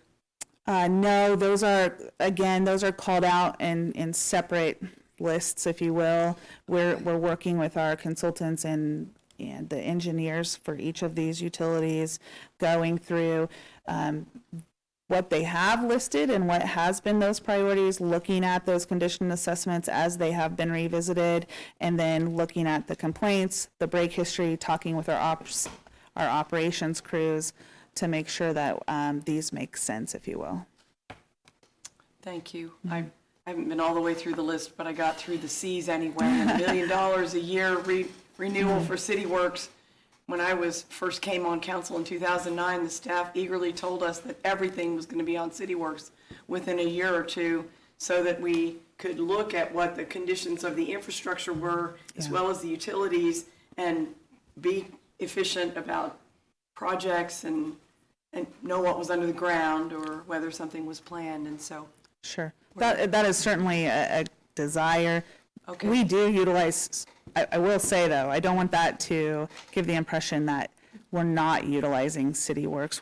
That is our daily go-to. We utilize City Works to prioritize work, to document all of those efforts. Our complaints, water quality complaints are documented in City Works. Our customer calls are documented in City Works. And preventative maintenance is assessed and then regenerated through City Works as well. So if something needs to be done every week or every 5 months, that is in City Works and handed out through that system. Well, this might be a backdoor question to ask you, but are you able to see in City Works 100% or what percent of all the other infrastructure, like if it's curb and gutter or it's a street or sidewalk, are all those other projects in there that the Public Works Department is? The assets are in there. The assets are in there. We can see, if we're doing work in one area, what conflicting utilities, or if there is, I don't know. We cannot tell if there's an upcoming street project, if that's what you're asking. We can't tell what upcoming projects are of note in City Works. No, we have not utilized it in that manner. Oh, and apparently they haven't either. If you can't see somebody else's projects. Right. Okay. We utilize other tools to do that. Okay. Thank you. Ready? Ms. Mayor, given the time, we would like to move the Public Works Programs presentation to next session. Today we have discussed a lot of projects, and we can see based on these slides that utilities and public works have a lot of work every single year to support the city and our constituents. So I do appreciate it for the presentation given from Director Davis and Copeland. But with that, we'll pass it back to City Manager. City Manager? Mr. Mayor, I think we can move to your next item on the agenda. I had one question. Okay. For just, because it kind of covers, it's really just a clarification, so as I read through this stuff, I understand so in several project programs, so traffic signal replacement, street repair, pavement, curb and gutter, we have several years. Explain to me what unallocated funds what that means. So when we say 3 years, we still have, from 2021, we still have $25,000 of unallocated funds. What does that mean? How and when do they get allocated? And I guess what happens to that money? Because we're obviously still spending in the next year's money. So explain that and what happened, where that money is in the universe and what its plan is. So basically what that means is we earmark projects out, we get engineers' estimates. So let's say the traffic signal program, we budget $1.2 million, and usually a signalized intersection is $400,000 a piece. And then as we actually get the bids coming in, we may slash those budgets. Let's say it comes in at $385,000. We lower it $15,000 to send that money back into the parent project, and then that's what the quote-unquote unallocated money means. Okay, so at what point does it become allocated? I guess when we actually put it out to bid and we select and award the contract. Okay, so when we have stuff still from 2021 unallocated, it's still that project is still in the process of some, okay. Yeah, that's correct. Okay, just want to make sure I understood that as I read through the rest of this stuff. Thank you very much. Deputy Mayor? Yeah, used to be. They work, call me anything. Used to. Yeah, I hate to beat a dead horse, but I'm going to anyway. So, city manager and I think have probably been looking at the JADO interlocal agreement, which was completed in 2016, which governs the countywide sales tax. Pretty straightforward. There is a priority list of projects. We've been following that. Looks like we've got the top 4 or 5 done, but now we're starting to move projects around. And it clearly says that JADO may alter the distribution formula or reduce the amount of funds allocated for any particular improvement or project. So it appears that if we shift the priority, we're going to have to go back in front of the JADO, and I assume the county will too. And it does talk about a updated priority list accompanied by a project status update at the May meeting. So I know that's not on the agenda tomorrow. I'll probably be prepared to make a motion at tomorrow's meeting to put that off to the next JADO meeting. I assume we can do that. And that should dovetail with our process here.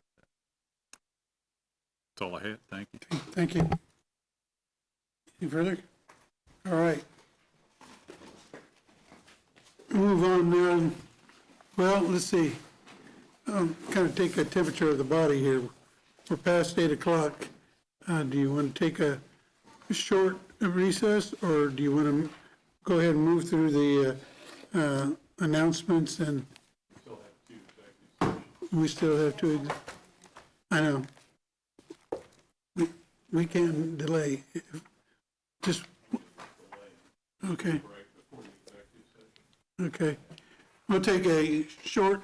We have 2 public comments. No, we mean let's finish this portion of the meeting, Okay, break, I executive session. misunderstood you. Yeah, that's. Okay. All right.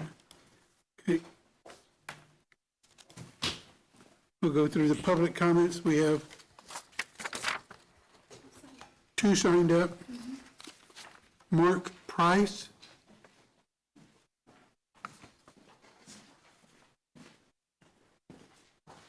Good evening. Sorry. Good evening. I'm here to speak about the Top City Half Marathon that occurred on April 29th. It was held at downtown Topeka in Evergy Plaza. We had 457 people sign up and come to this community. Of that, we had 260 people running the half marathon and 124 running the 5K. Of those people, they came from 19 different states, including Germany. We had one couple that said they were from Scranton, and I'm like, oh, local people, they were from Scranton, Pennsylvania. It was a great event. We really have to thank the city. The Topeka Police Department was vital and instrumental in making this event happen.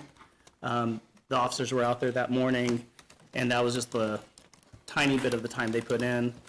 Sergeant Sloan spent hours and hours, I know, helping put this event together and creating helping create the traffic plan, which was done by Andy from traffic.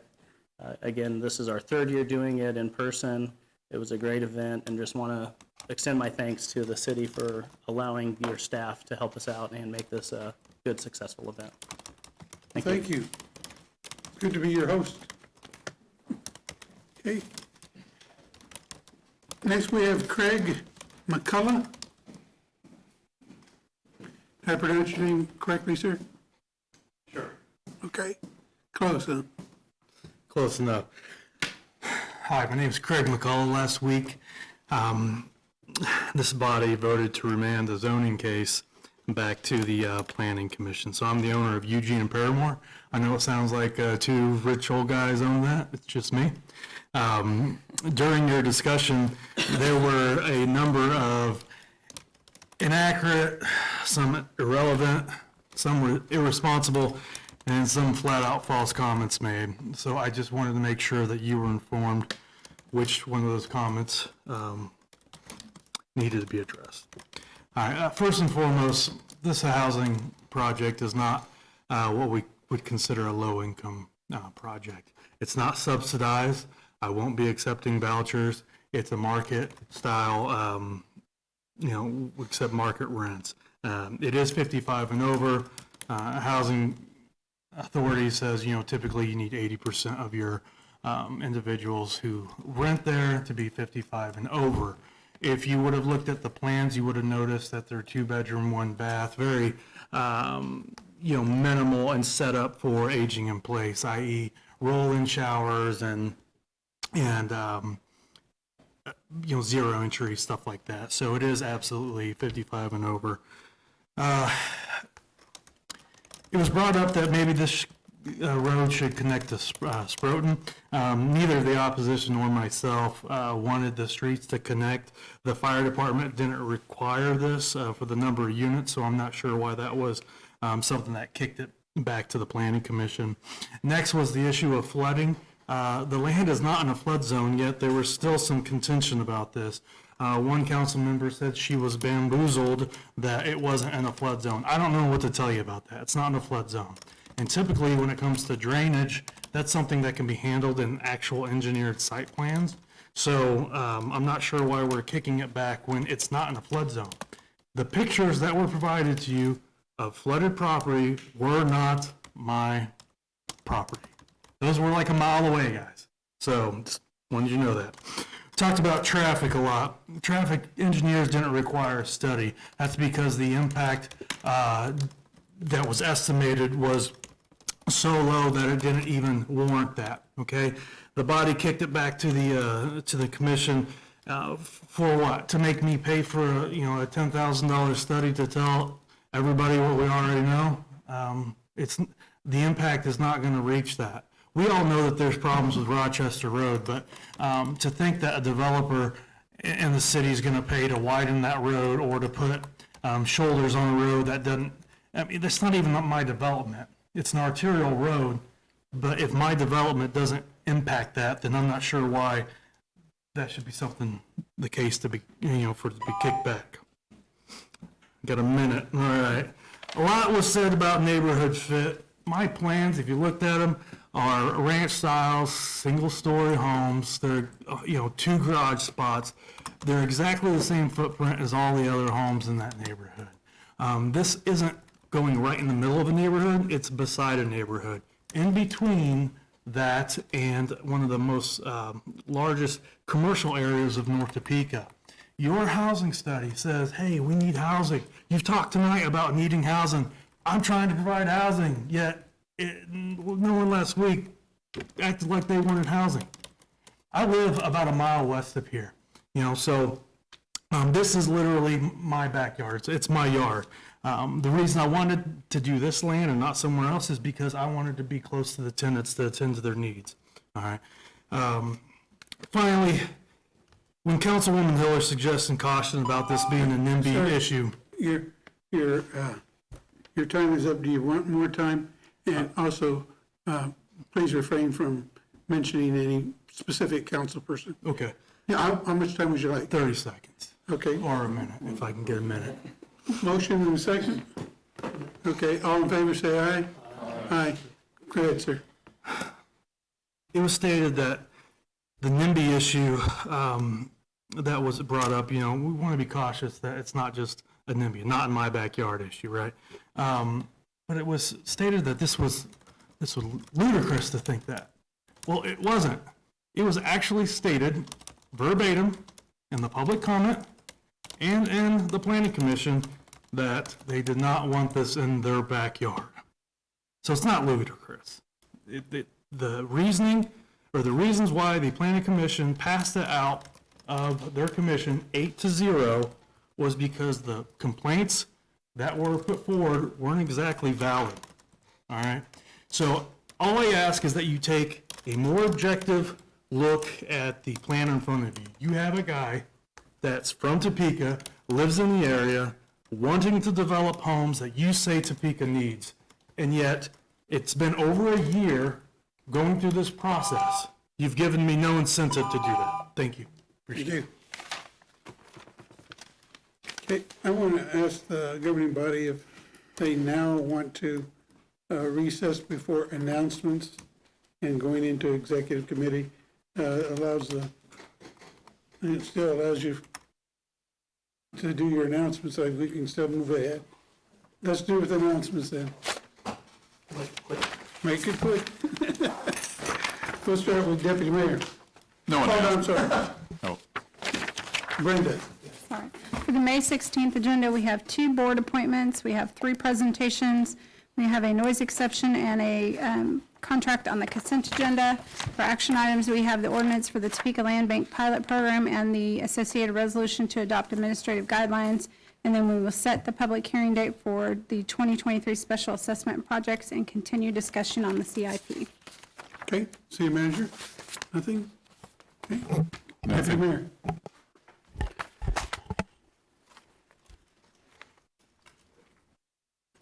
Councilman Duncan. Thank you, Mayor. Just a couple quick things. I didn't ask this year that it be put into our priorities, but I will certainly be discussing as we get closer to the budget talks and we get into our always exciting now new revenue neutral discussions.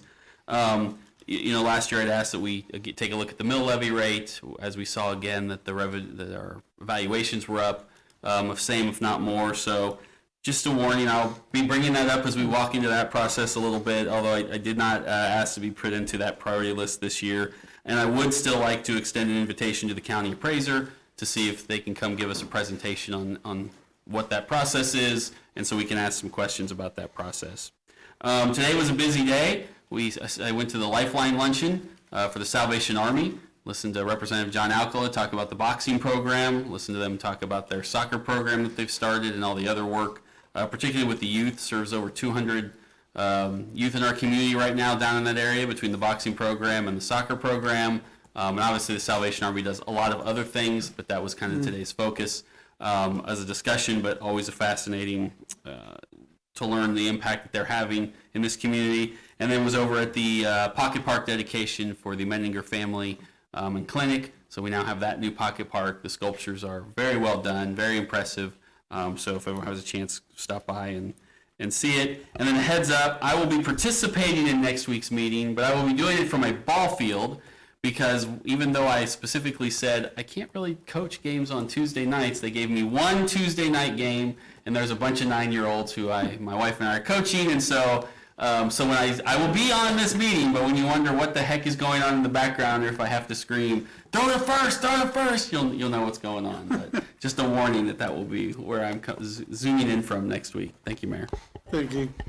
Councilwoman Hofer. Nothing. Okay. Councilwoman Hilder. Thank you, Mayor. I wanted to thank the Deputy Mayor for the kind of the sobering start to the meeting, but important reflections on what's happening around. With that, though, the last week here has been pretty great. Mark did have his half city, or call it the Top City half marathon. We also had a dedication of the Pocket Park for the Mariachi Estrellas, and Teresa Cuevas on Friday evening filled the plaza and downtown, similar to the great crowd this afternoon for the Menninger Pocket Park. Former Mayor Walgast raised the money, was the lead fundraiser for that Menninger Park. The Cuevas family was the lead on the Mariachi Estrella Park, and both of those were just, it was just kind of incredible to be there and see them literally unveiled, but see the participation and the caring, and think about what contributions those folks made to the community and still do. Looking a little forward, this coming week is the Brown v. Board 69th anniversary. This Saturday at the Buchanan School, the Brown Foundation and the Brown v. Board site are hosting a program called Brown v. Board, The Voices Carry, at noontime.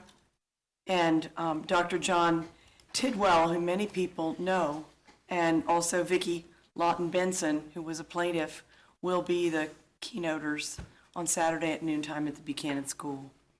And also next Wednesday evening, the Brown v. Board Park itself will be hosting an outdoor event in front of the mural and in the park that's in front of the school with music, local and imported. So watch for news on exactly when, and pack your lunch now. Thank you. Councilwoman Ortiz. Thank you, Mr. Mayor. I want to say congratulations to all the 2023 graduates. Be safe and have fun. Special shout out to Topeka High. Also, I'd like to remind everybody that the way to work applications will be accepted until May the 19th. We're looking for those young people from 14 to 18 to apply. So I hope that if you know somebody, you'll get them the applications. Kids Ride Free beginning May 15th, so just in time. And then also this month is Teacher Awareness Month. So we'd like to say hi to all the teachers and thank them for what they do, they continuously do, and what they put up with, and they are counting down the days. So that's all I have, Mr. Mayor. Thank you. Thank you. Councilman Emerson. Well, Mayor, I wasn't going to have anything, but then after hearing Mr. Duncan talk, I just maybe have a suggestion. Perhaps you should come here next week, let your wife coach, and give the kids a chance to win one. Thanks. Councilman Gale. Just want to let everyone know it's Military Appreciation Month. I'm a veteran myself, the mayor's a veteran, and many in our community are veterans. And May 1st was Royalty Day, May 8th was VE Day. Military Spouse Appreciation Day is this Friday. Armed Forces Day is the 20th, and it wraps up with Memorial Day on the 30th. The mayor will be doing a Military Appreciation Proclamation on the 19th, I believe outside of City Hall. Just kind of remind everyone to, look out for their vets. It's one of those things of, we're a tight community, but sometimes we're stubborn, and when it comes to asking for help and needing help and things like that. So always look out after your veterans. As Councilman Ortiz says, teacher appreciation or awareness. My wife's a teacher. My mother-in-law is a full-time retired teacher because there's such a need for teachers out there that they're actually having teachers come back that are fully retired to teach every day. So just make sure you're showing appreciation to the teachers. If you have children, if you're looking for a side gig, substitute teaching is always something that pays well, and you can kind of set your own schedule. And lastly, like I said last week, don't throw away stuff that's in good condition. There's plenty of organizations out there that'll take it. Some will come pick it up from you. There's free groups on Facebook that will, you do what's called a curb alert. Just put it out on your curb. Someone will come by and pick it up for you. So just make sure you're just not throwing away stuff that's out there, because there's plenty of people in the community that could use it, and it keeps it out of the landfill. Thank you, Mr. Mayor. Councilwoman Naeger.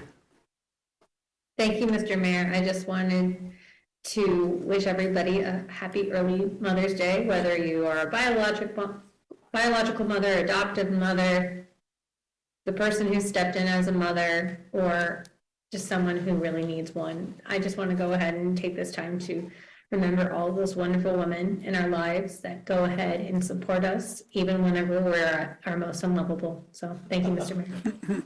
Thank you. Councilwoman, you stole my thunder. That was, nobody had mentioned it up to your point, so I thought I was going to get a chance to do that. I felt really good about it. You got, My mom doesn't watch, so, you know. but being the mayor has its privileges. So I would like to also say Happy Mother's Day to my mother, Rose, who is in her 93rd year and still keeps active in the community and keeps telling me that she sees me on TV way too much, so she said I should be spending more time with her. And I want to thank my wife, Veronica. She has been through my time as a council person and my time as a mayor, and she has been my partner in just about everything that I've done with the city. So I appreciate her and how she raised my son Brian and my daughter Janice, who herself is an accomplished mother. So I want to wish them all a happy Mother's Day in advance. And there's one thing that was left out about Salvation Army that Councilman Duncan was talking about with the programs they have, the boxing and the soccer. I learned today they found a whole bunch of archery equipment. So now they're going to start archery training down there. So maybe be careful going down these 6th Street. And to follow up on what Councilman Kell said, there are a lot of veterans who work for the city of Topeka. And every year we take a picture of those veterans who have the time to stand out in front of City Hall. And we talk about, again, always supporting our veterans, but we have to do more than talk about it. We have to take action. So if you know a veteran that needs some assistance, a veteran that's homeless, and any veteran, give them the time of day to thank them for their service. And during this appreciation day that we're having on May 19th, one of the things we're including is we're going to acknowledge the students who are graduating from school and are going into military service. So we want to acknowledge their commitment to the country by joining the armed forces. So if you have the time, stop by and say thank you to all of those who will be represented at that function. I appreciate it. So thank you for your attention, and there is a need to go into executive session if the city attorney would read. The motion would be to recess into executive session not to exceed 30 minutes for consultation with the city attorney to discuss attorney-client privilege matters regarding a possible legal action as justified by KSA 754319B2. The open meeting will resume in the city council chambers. The following staff are required to assist the governing bodies in its deliberations: City Manager Wade, City Attorney Stanley, and Public Works Director Copley. Okay, you've heard the motion, and I want to correct myself. There is a need for 2 executive sessions this evening. This would be a vote for the first executive session. So I'll entertain a motion to go into executive session. So moved. Motion by Councilman Emerson, second by Councilman Kell. All those in favor, say aye. Aye. Those opposed? Did we get unopposed? There you go. Councilwoman Ortiz. Okay, we will recess into executive session, but take a 10-minute break before we go into deliberations. Thank you for being here.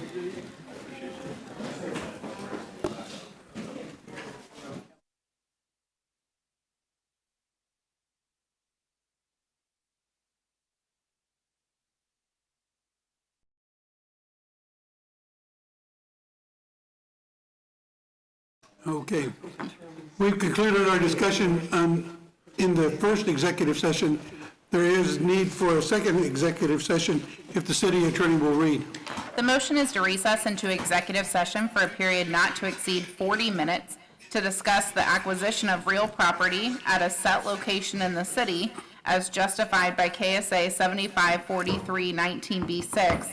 The open meeting will resume in the city council chambers. The following staff may be necessary to assist the governing body in its deliberations: City Manager Wade and other staff he deems necessary. Okay, for the need for a second executive session. So moved. Motion to approve by Councilman Emerson, second by Deputy Mayor Dobler. All in favor say aye. Aye. Any opposed? Aye. There you go. I gave you time. Here. Okay, we are adjourned into our second executive session.